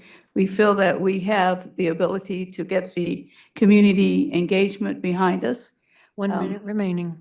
Okay, thank you very much. So what we're asking for tonight then is, in addition to the policy changes, is that you would allow us to pause the option leases in the Northeast only for a period of time, perhaps 3 months, where we can come up with a plan, look at what your particular goals are, come up with the resources in order to do that, and to be able to present a redevelopment plan, such as what is done in other land bank parcels, like the Indian Springs, it's the 4th in Minnesota. Those parcels too are in the land bank. And it's only here in the residential, in the neighborhood groups, where the land bank parcels are treated differently with that options lease. So that's the recommendation that we have. And I'd like to put it forth tonight and ask this committee to vote affirmatively on that, of course. Thank you very much. Thank you. My name is Daisha Bush, and I stay in 2301 Sherman. So there's a couple of comments I want to make, and it went too fast. I wasn't able to note the bolded points that were made up there, so I do have a couple of comments. So I too want to thank Judd and Miss Tiffany and Alyssa, because they've been very patient with our frustration in dealing with the land bank process. And I recognize that everyone is moving based on protocol and policy, but I still want to state my concerns. I'm happy to see that Brownsfield is going to become a step, because that wasn't a step that we were given. We discovered it on our own. But I would also like to have you all consider that if we're going to notify people of Brownsfield, that can take a 6 to 8 month time period. And there are hard time periods set based on option lease agreements that, because they've tolerated us, it hasn't been enforced. But I would suggest we look at what that looks like for someone who is looking, especially personal individuals, that when they're looking to wait and see if this is even something they want, that they not be committed to a space that they may end up not wanting. The other point that I want to make, hold on, I got my notes here. The concern that I have with this in this Peregrine, non-Peregrine area, and thank you all for clarifying the boundary, is that when we had the meeting as a neighborhood group with all of these builders, many of the builders, I don't think, actually physically went and looked at the area. And that felt somewhat disrespectful to me. And I was the one that brought up the point about the plot that had the memorial and the sidewalk. And the comment that the builder made was, wow, I didn't know that was there. So obviously I can't build there. But to me, I'm wondering why our land bank department wasn't able to say, hey, there's something there, you probably won't be able to build.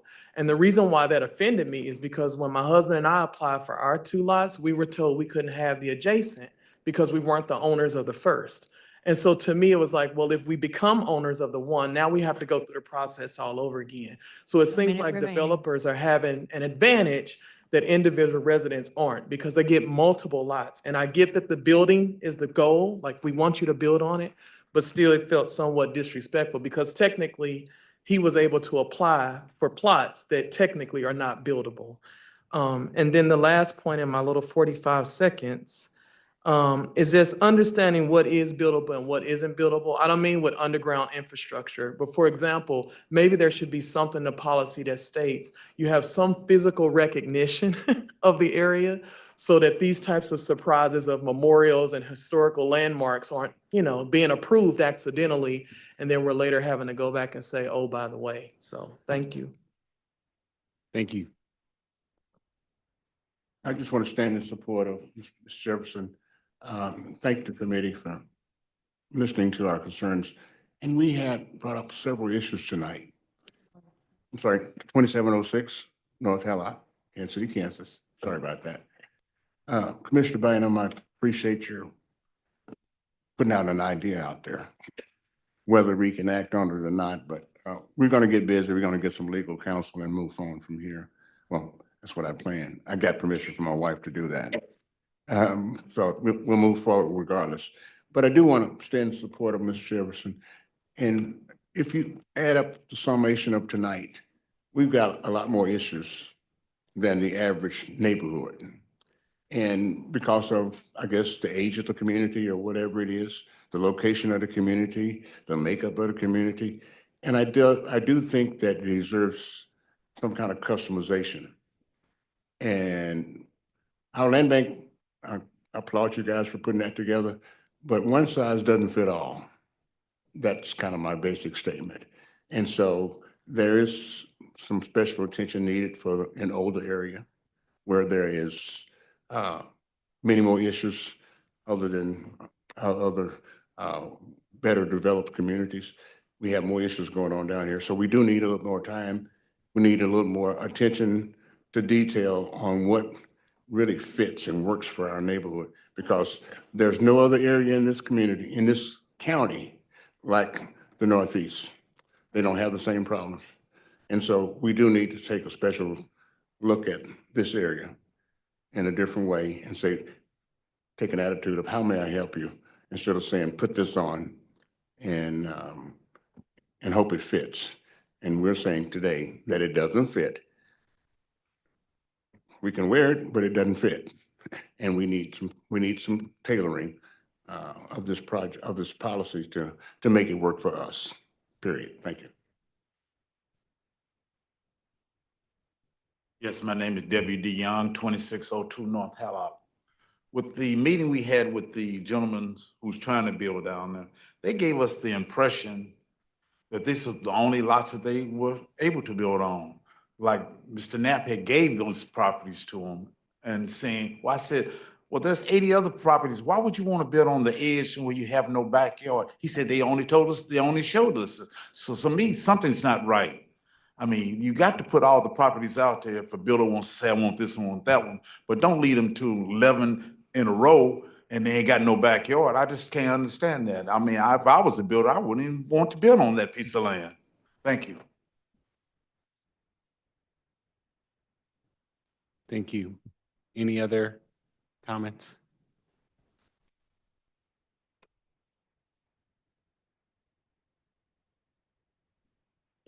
Yeah, my name is Darnell Bush and KCK resident. And I would like a little bit more teeth behind the Brownsfield. I think we should, instead of just encouraging them to do it, I think we should make it mandated that it be done. And also, when we were talking to legal, where they were saying that, oh, excuse me, that that when we meet with the developers, I was at that meeting. We meet with the developers that there be a that we could meet virtually, but I think we need to the HOA. I think they need to be able to maybe sign something that said, yes, we agree with it, or sign the HOA document. Because right now, if they say, yes, we agree with it, and then a year or two down the line, somebody builds a house or, a fence, then they'll say, no, we didn't agree with it. So I think there should be a little bit more bite or something that's stationary behind that. Thank you. Thank you. Okay, ma'am, we are done with a public comment. If you've already went that was your chance to go. So if we have any new folks that have not gone, you all can, but if not, then we will go ahead and close public comment. Okay, public comment is closed. So a committee, I know we've had extensive conversations about this. I didn't have Mr. Knapp kind of show how long we have been working on this, but it's been since the summer of 2022 that we have been working on this a policy, and it didn't involve community engagement. It didn't involve a subcommittee. When this new committee kind of came to be after the 2023 elections, we kind of went through it again and made some changes. And of course, we worked with Groundworks. And so I just want, folks in the public to know that what is in the policy was not something that was thought of yesterday or last week or even last year. It has taken quite an extensive effort to address many of the concerns. This policy is not perfect per se. I think anybody can look at this and say, I maybe would have done this or done that differently. However, it's not set in stone. Future commissions, future committees can make changes to the policy if need be. And so I do kind of want to put that as a caveat to the conversation. With that, committee, are there any questions that folks have about the policy? Yes, Commissioner Ramirez. Thank you, Mr. Chair. I want to thank, you for leading the effort and all of the other commissioners and staff and community members who worked on this. It was not an easy lift. It has taken many months and we're finally here at something. I know, Ms. Jefferson, you and I had a very good conversation, and I personally do support the final recommendation you brought forward. But I think just as Commissioner Davis just stated, this is still a living document. Let's get done what we've done, and now the next step is working on your recommendation and maybe bringing that back forward and bringing it part of the land bank property. Because it is hard, trying to put a lot of different things in one document and trying to do so many at one time. Commissioner Bynum and I, we had that experience with the infrastructure committees that we had, trying to put so much information, but at the first time, let's just get something down, and then little by little, let's start adding more or changing as we go through. But I do support that recommendation. As I told you when we had that conversation, and I'll do it now publicly, I do support your recommendation. Let's give it a chance. If it doesn't work, then we can come back and help. But I do support that. Thank you. Other comments on this particular? Yes, Commissioner Bynum. Thank you, Chair. With regard to the HOA documents, I know that we've added in 8.1 item J, applicants must do their due diligence, which I think Ms. Green was expressing earlier, to become aware of whether or not there are existing homeowners associations with declarations and restrictions that are applicable to the property for which they have applied. So that I'm satisfied with that language, because I feel like, one of the things that could possibly be a remedy where we could be involved. You have violated our policy. Therefore, your option is terminated. In my opinion, I'm not a lawyer, but we've stated it. So, I like that. I think it goes a certain way to addressing what we're dealing with tonight. What I don't know is, I'm concerned about the brownfields as much as anyone else, but what I don't know is, beyond what we've stated, that we would add that information to the website, what would we do? If someone wants a land bank property and we're saying, well, before we give you the option, you've got to go find out if it needs remediation, and then what? I mean, I just don't know what the rest of that story looks like. So I just don't know how to codify that, I guess is what I'm driving at. And then, I support, Ms. Jefferson's request, but my confusion, again, I'm easily confused. We have a number of items that we just placed on hold for 1 month tonight, all of which are in the Northeast area. And I don't know, Mr. Knapp, how many you've got in the pipeline that are in the Northeast area. Like, I mean, do you have a rough number of how many you've got potentially coming forward in January, February, March?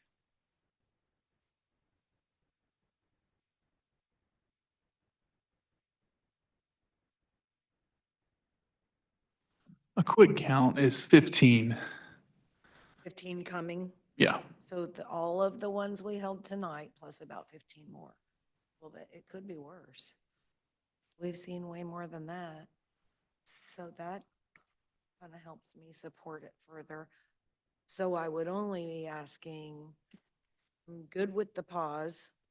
We could adopt that as a vote separate from adopting the policy, which I want to adopt. Okay. And then, but I want to deal with how would we convey, assuming next month all is well with Peregrine Falcon HOA and these builders, and we're ready to vote to convey the ones we held tonight. You know, but we also said, well, yes, we'll pause everything, you know, so I'm curious how you would carve out the ones we are holding. Wouldn't want to delay them longer. Anyway, with that, I do want to say Commissioner Davis is right. We've worked on this for a very long time. We had former Commissioner Brian McKiernan who worked on it with us for 2 years. And then those of us that were still here continued working on it. And a lot of work on the part of staff.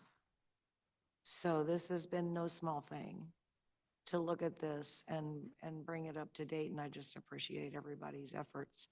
I'm ready to adopt the policy as it is, but I would like some consideration given to Ms. Jefferson's redevelopment plan to be done and customized by the members of the Northeast community in a 3 to 4 month time span. And my only question is starting when. So,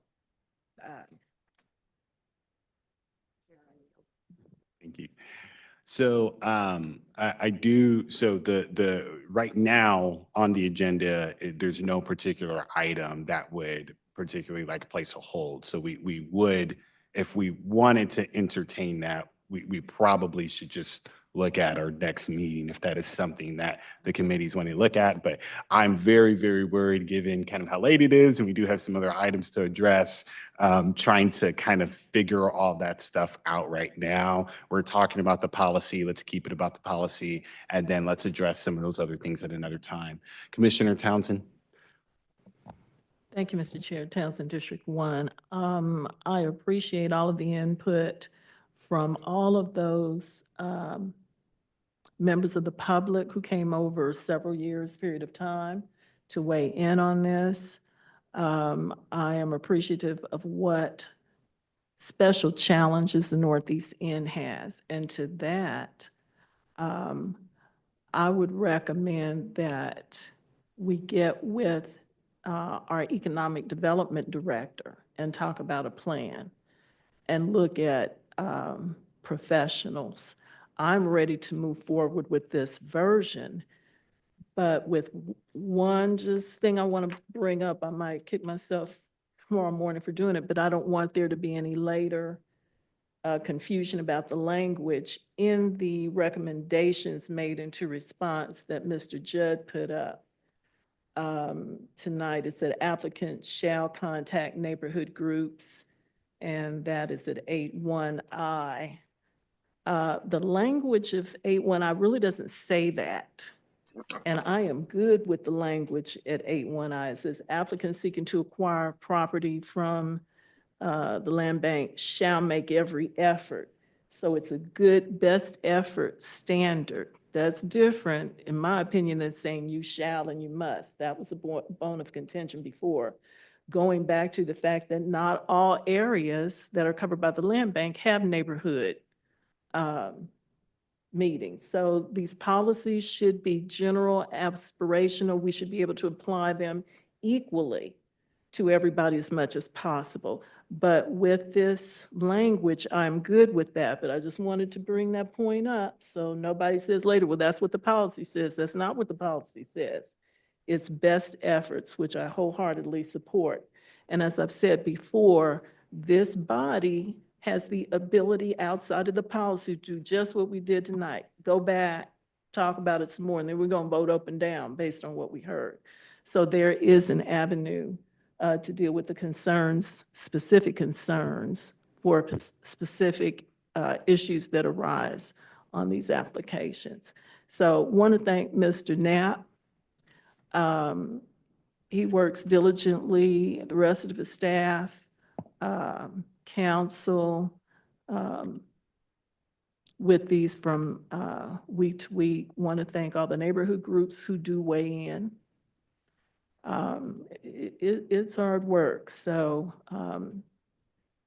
again, I like this language going back to 8 because the diligence, and one of our speakers tonight mentioned that about being offended because the people didn't do what they would do, what they should have done. And that is exactly who has the responsibility for checking out land bank properties that Mr. Knapp can say, here is our map. That's open to the world. People in China can see what we've got. But it behooves the requester to go and check out what's there. That's not on Mr. Knapp, but that is on the requester to see if it meets their needs. So, Mr. Chair, I thank you for putting in hard time, hard work over the last couple of years, and I move that we accept this as written tonight. We can always do better, but I move we accept this as written. All right. There's been a motion and a second. All right, clerk, can we get the roll? Roll call. Hill. Aye. Ramirez. Aye. Townsend. Aye. Bynum. Davis. Aye. Motion carries. Thank you. Thank you so much, committee. And I will say to folks, I am still committed to working with, I think we all are committed to still working with you. And so I do not want folks to think that a new policy means we kind of wipe our hands and move on to the next thing. I'm willing to sit down, work, go to meetings, do what we can now that we have an economic development director and that staff to see what can happen and what is possible. And so I do appreciate everyone's effort on that. With that, we're going to move to some items that are for information only. You all bear with us. We're going to go through this pretty quickly because this is for information only. So it's to get your attention, but no decision will be made tonight. Okay? So as staff is kind of transitioning.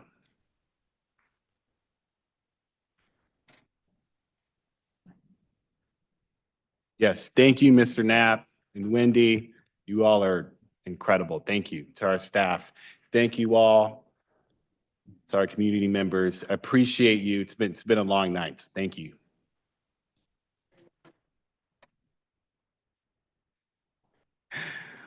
All right. So I'm going to go ahead and get things moving because I know the hour is upon us. I'm aware of that. I see the droopy eyes. So I just want to provide some context. Back in 2023, the Economic Development and Finance Standing Committee, which I was a part of at that time, passed the Community Benefits Ordinance. Fast forward to this year, 2024, I'm not on that particular committee, but the work of defining and refining the tenets of the Community Benefits Ordinance still remained. And so I've been working very hard with Dr. Kneven, with Z, with Jeff, with, I mean, our UG staff, the clerk's office, you all will kind of see this. And if you looked at the agenda, you'll also kind of see where things are headed. But we're trying to get you all's feedback on this proposal for refining the community benefits ordinance. And so with that, I'll hand it over to our staff to go ahead and make some remarks. This is for information only. And so this is just to digest so that we can get your opinions and ideas to discuss and hopefully take it for action at a later date. Staff, take it away. All right. Thank you, Mr. Chairman. Alan Howe, Assistant County Administrator. So we'll go through here. As noted, it was created in December of last year, and the intent was to kind of make concrete, visible enhancements that emerge from the development projects. And that was 3 areas that were initially identified. The source of the funds are, as you can see up there, issuance fees and administrative fees from development projects that are located in the city. I just want to, that's important in the city part, utilizing economic incentives. The fund became operational in June of this year. That was also in the ordinance. There is a community benefits advisory board that makes recommendations on the utilization of the funds that are in the community benefit fund.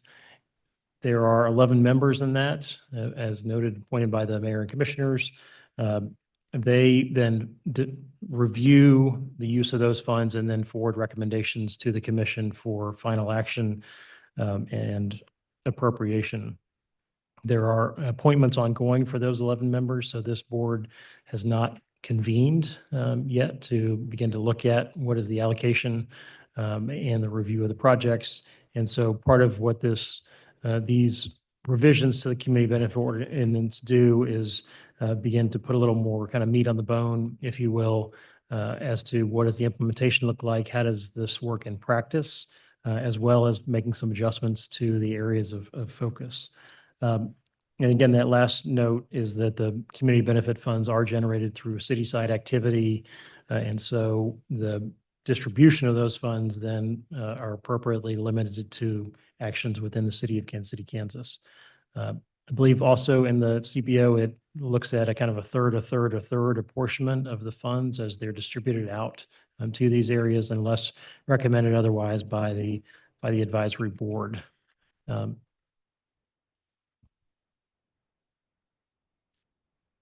So the original CBO ordinance had those 3 areas: home repair, affordable housing trust fund, and licensed childcare. The 2 of the 3 kind of remain. The home repair was replaced with parks and capital recreation projects, in part because of the shift in how the UG is approaching home repair and the use of home funds that are available for that. The updates to the CBO also begin to assign the ownership of activities, who owns those different pieces of that, because these do touch across different areas of the unified government. And then as Mr. Conway and Ms. Bishop have been very involved in trying to make sure that the appropriate adjustments are made in the code and in the right sections, because this does touch multiple parts of the UG code. So I don't know, Ms. Bishop, is there anything you want to add in terms of the code parts of that, or? Sure. This is Z Bishop with the Unified Government Legal Department. One of the things that you will see potentially right off the bat at the end of the ordinance amending the Unified Government's Community Benefit Ordinance, that proposed draft, there is a section 2 that says the original section 27-801B and the same is hereby repealed. I just want to explain a little bit about what's happening there. When the original Community Benefits Ordinance was enacted, we put it in Chapter 27, but as we've worked with this language and worked with Commissioner Davis and the various internal stakeholders, we realized that it really doesn't belong in Chapter 27, and being in Chapter 27 could potentially lead to some additional complications if it was determined that, for example, projects that came forward needed to go before the planning commission, as opposed to in front of standing committee and then the full commission. And so our intention here is it's going to look to you like it's a complete rewrite of the ordinance. Most of the language actually has not been changed, and I believe that the packet that you have should show where the actual changes are made. But essentially what we're doing is we are amending this out of Chapter 27 and putting it into Chapter 9, which is where we believe that it belongs. The other three ordinances, which are simply codifications of some rules regarding the three buckets of money. Those we placed in the sections of the ordinance that we thought they fit most clearly. So I believe that two of them will be in Chapter 9, and then the third one is in Chapter 25. So that's what Alan, I think, was talking about when he said that we were really working hard to make sure that these got placed in the right portions of the code because of all of the different departments that they touch. Okay. And before we dive into the individual areas, I might ask Dr. Knieven, just to give you a sense of the scope of what we're talking about here and the dollars that exist currently in the CBO fund. Sure. So Shelley Knieven, Chief Financial Officer. So we've had a variety of IRBs come forward and close this month. So I've got good news to share. Our current balance has actually gone up to $105,125. And by the end of this month, we've had 5 more that closed. But they haven't had the funds deposited, but it'll happen by the end of this month. And that will be a total of $365,396.15. That will be available for the CBO Advisory Board Committee to figure out how to disperse it. So now we're talking about real funds. And as I recall, and Alan reminded me earlier today, the ordinance said that it was either when we hit 500,000 or June 1st, and we're past June 1st. So there would be the opportunity to do a disbursement by the committee through the ordinances.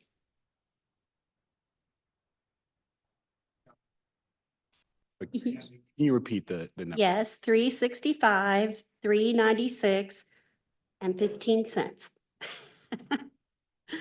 You're welcome. So it is exciting that there's some funds being generated. In a prior committee earlier tonight, there was discussion about economic development incentives.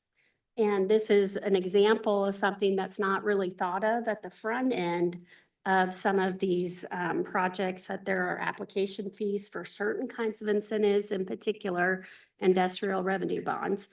And that's what this ordinance covers. And then these fees are split 50-50, and 50% go into, and this is the 50% number, go into this fund for the community benefits ordinance. So there's additional kinds of benefits that come at the front end of economic development incentives as well. Right. Keep going here. So the three areas, again, parks, and this one's pretty straightforward. The community benefit ordinance would provide supplemental funding for park capital projects and equipment. And this would be administered by the UG Parks and Recreation Department. So again, the advisory board would make recommendations. They would go to the commission. Commission would appropriate the funds, and then that would be administered by the Parks and Recreation Department with the goal being specific projects. So it was not just here's an additional X amount of dollars for parks, but it's for very specific projects that were identified. Next on housing, probably the area that had kind of the most discussion, if you will.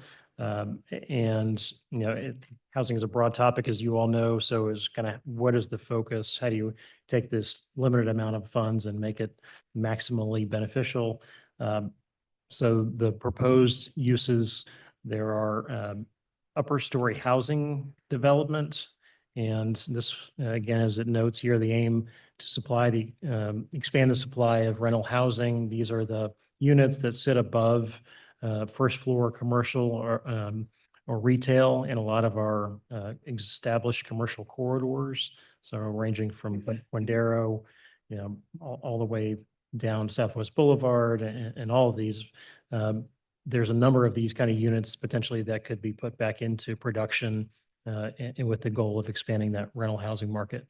Adding residential rooftops in commercial corridors, so you bring more buying power into those, and then this could be managed by community development. And then the second part is this Homes for Generations program, and I might ask our clerk, Ms. Sparks, who was involved in this, to speak a little bit about this. Certainly. Many times when people come to our office and we try and process rebates for them, whether it be property or even the UG utility rebates, we find that there's an issue. And that issue is sometimes very simple to solve because maybe the property is not in their name because grandma died 10 years ago. There was a transfer on death recorded, but nobody ever recorded the death certificate. So the transfer on death was never put into play. It's a matter of simply getting that death certificate on file with the Register of Deeds office. Very easy to fix. We get an application, it's filled out, the death certificate comes in, it's filed with the Register of Deeds office. The property can then be updated into the proper name and the individual then qualifies for the rebate. But that costs money. And a lot of times we're dealing with individuals that don't have a lot of disposable income to begin with. And so they don't have extra funds to go get a copy of a death certificate and then pay the filing fees for the Register of Deeds office. So we felt like that's something that our office could help with, is that we can establish funding through the Register of Deeds office, that when we know these things need to be done, we can help them. We already have the applications for death certificates in our office. Those can be filled out. They can be sent to the state, the death certificate come back. We can help an individual get it on file, and then the property is updated. It may be something as simple as the property was awarded to an individual in their divorce 10 years ago, but now they can't find a copy of their divorce decree, and it costs money to go get it. So again, we can provide that funding that they can go get a copy of the death or the divorce decree. We can clearly see that the property was awarded to them, and we can again update the ownership of that property. It's these simple little fixes that we consider simple, but a lot of people don't understand, and they don't understand the mechanism of how it needs to work that we can assist with. Now, one area that you'll see on here that is a little bit more complicated is probate matters. Obviously, we can't offer legal advice. But we do have Kansas Legal Services that is already providing assistance through district court for some of this information. And what we're looking into, it's not finalized yet, but what we're looking into is maybe putting aside some funding that we would be able to assist and provide to Kansas Legal Services, that we can refer people specifically for Homes for Generations that would help them get through the probate process with the help of Kansas Legal Services, so that they're getting good legal advice, they're getting everything resolved, and yet, again, it's a matter of funding. And if we can help with that, then that's another simple little fix.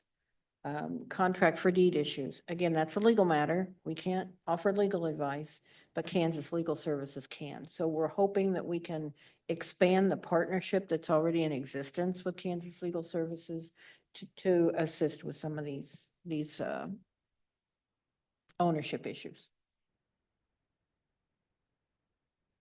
All right, thank you, Ms. Sparks.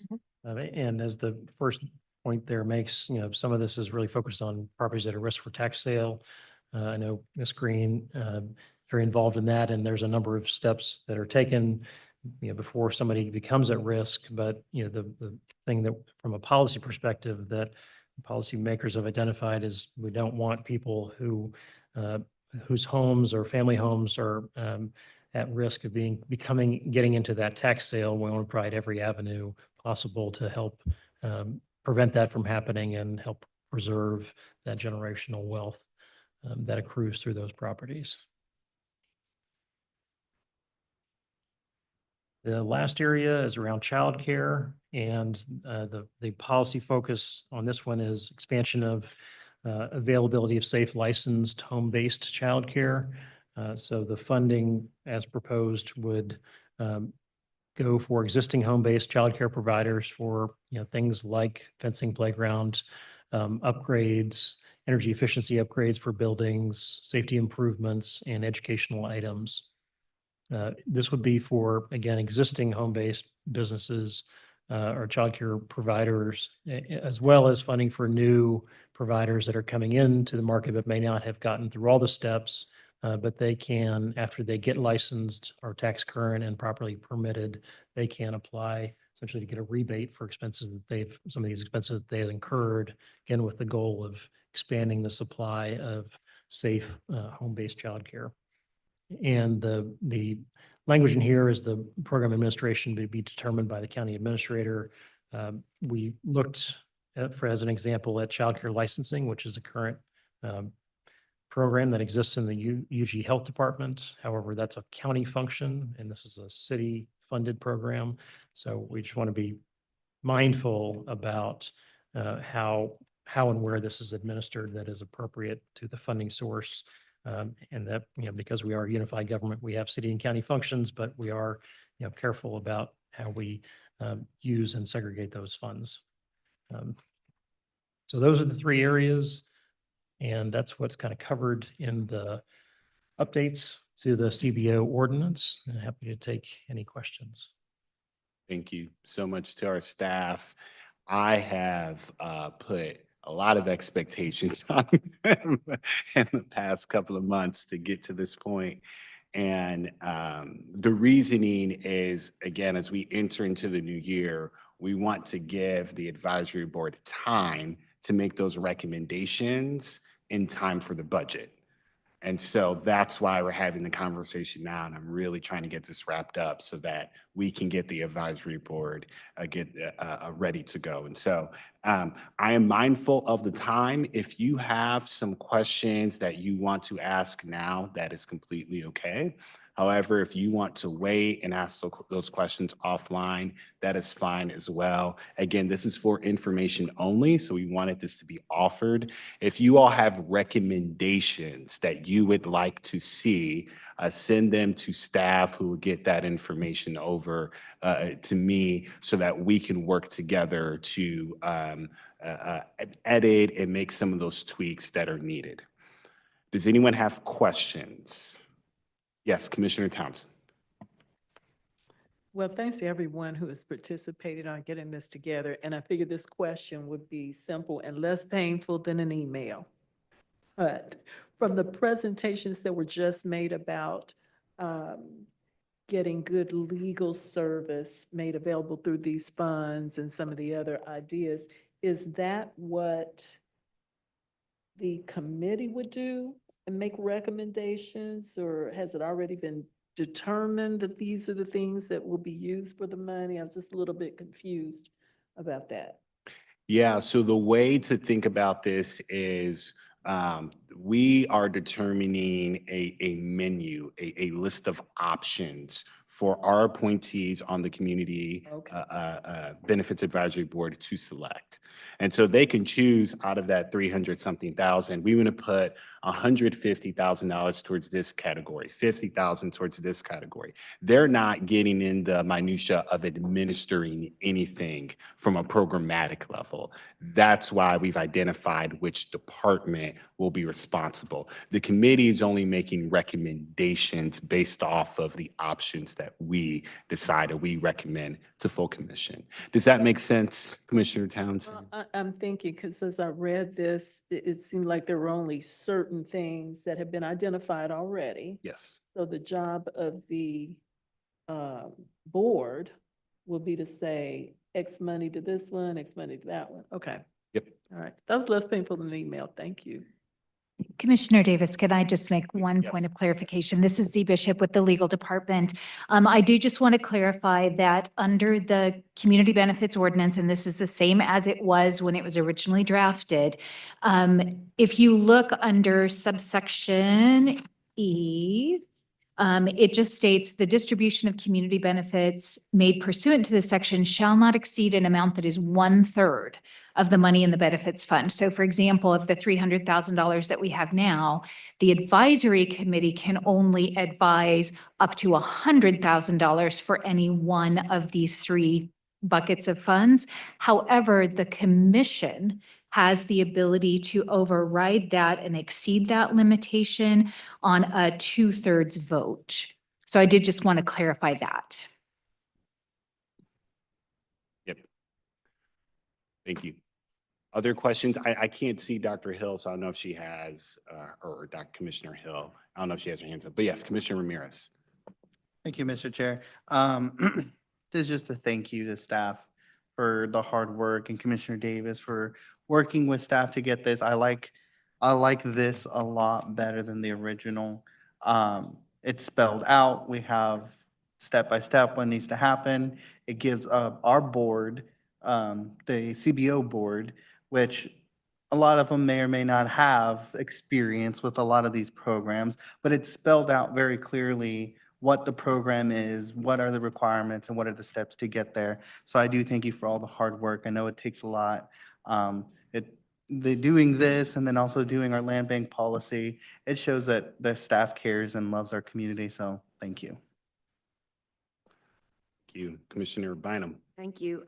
Just a couple of comments. With regard to the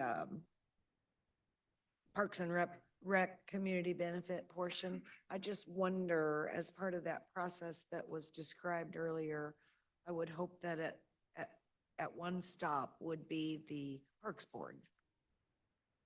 And I just want to make sure that we recognize we have a Parks Board. We should let them participate in a recommendation, if you will. We know that they're advisory, but I think it's only fair. And then on the section that is for the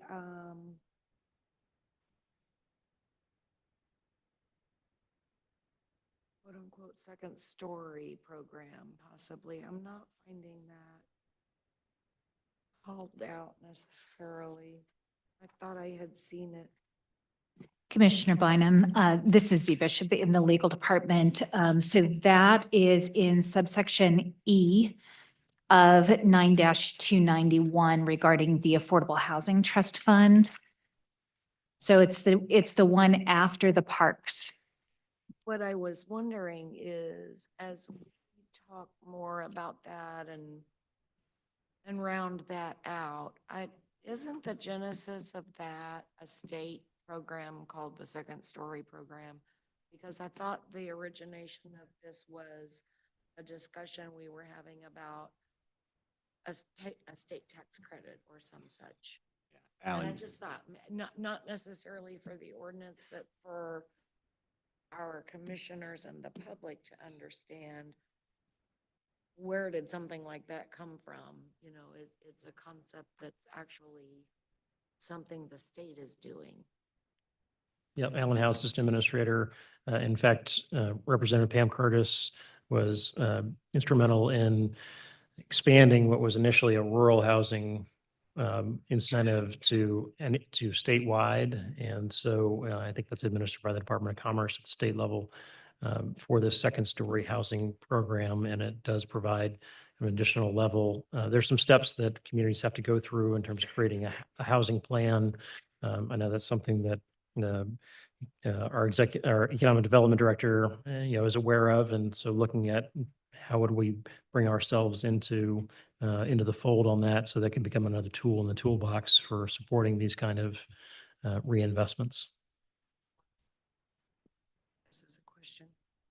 Within the presentation, we talk about not only this upper story or second story, and certainly I love the Homes for Generations portion of it, but the first bullet point indicates the trust fund, the housing trust fund. So that's still a real goal of this.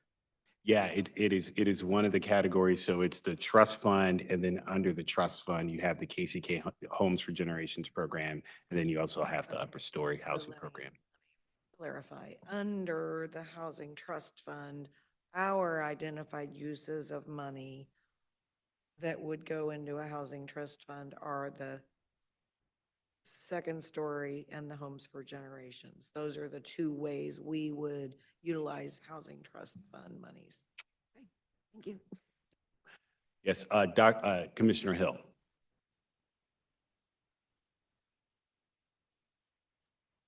Thank you, Mr. Chair. And I think I just have this question for maybe council. I want to say thank you for the hard work that has been done also by everyone who's worked on this committee. My question is, and thank you, Miss Monica, for bringing up the probate court and legal aid. Here's my question. Legal aid is usually way behind on serving clients. And so I'm just asking, do you see a potential direct connection with um, one of our team members that would reach out to legal to help in these kind of cases? Commissioner Hill, this is Z Bishop with the Unified Government Legal Department. Staff has already started some communications with Kansas Legal Services. Again, this has not been finalized, but the intention is to piggyback off of a program that Kansas Legal Services already has, providing these services specifically for senior citizens who I think would be the main applicants for this program through the clerk's office as well. And you are correct. Kansas Legal Services can be, they can suffer from lack of funding and funding that runs out. And so for all of the best intentions, I know that when I used to work at legal services, it was dismaying for all of us when the money ran out. The intention here is for the unified government to use the funding that we can funnel into the Affordable Housing Trust Fund to supplement the funding that Kansas Legal Services already has to provide these services. And the intention would be for staff to make a direct referral to Kansas Legal Services and for the funds that unified government provides through the Affordable Housing Trust Fund only to be available for use for our referrals. Okay, thank you very much. Okay, Commissioner Ramirez. Thank you, Mr. Chair. What Alan was, or Mr. House was speaking about is many conversations, or a conversation or two I had with Representative Curtis. It was the Rural Housing Incentive Program. But then Senate Bill 17 passed where they expanded it to allow cities with 60,000 or more of population. So open it up to majority of the cities. It was mainly just for rural, but her, Representative Curtis and others were fighting, felt like that incentive program should be open for the urban as well. And so that's when Senate Bill 17 came in, and now it's the Reinvestment Housing Incentive Program or something like that. That I do remember, and I did not connect the two until you mentioned it, Mr. House, that it was that. I didn't make the connection, but I'm very excited and happy. I spent a lot of time my own self researching the new program and reading the bill and reading Senate Bill 17. So I'm very excited that that's what that is. Awesome. So, thank you, everyone. Your feedback. I know we're all kind of taking notes and trying to gather things. So if you all have more feedback, I'm just going to kind of volunteer and say send them to ACA House. And Alan can assist in kind of making sure that that information is available. We want to make this as realistic and feasible as possible, but we also want to make sure that it's impactful so that when people talk about, what are we doing with economic development, or, you all just giving away incentives, we can say, actually, Here's what those projects are doing. They're not only adding value to our tax base, but they are actually helping families and our seniors and folks that are in need. So it's really exciting. Any other questions? Yes, Commissioner Townsend. Thank you, Townsend District 1. Not a question, but a comment. As I read through this, I was reminded about all the effort that went into public engagement several years ago now when we were talking about how to spend ARPA money. And the ideas here for the Housing Trust Fund, for childcare, were some of the uppermost concerns voiced by the public. So I was glad to see that cycle back through as among the top 3 ways to spend these funds for. So glad to see that. Fantastic. Okay. Well, again, if you all have some ideas, please send them. I know we are all kind of on our 9 o'clock brains. And so I would encourage you to, again, put this away for some time and then look at it. Maybe if you want to do some good old holiday reading. And then, yeah, if you have some other ideas and how we can improve this, please let our staff know. With that, I will take a motion to adjourn. Is there a second? All right, clerk, can we get the roll? Roll call. Hill, Aye. Ramirez, Aye. Townsend, Aye. Bynum, Aye. Davis, Aye. motion carries. All right. Thank you all so much. Have a good night. Happy New Year, Merry Christmas, Kwanzaa, all that stuff.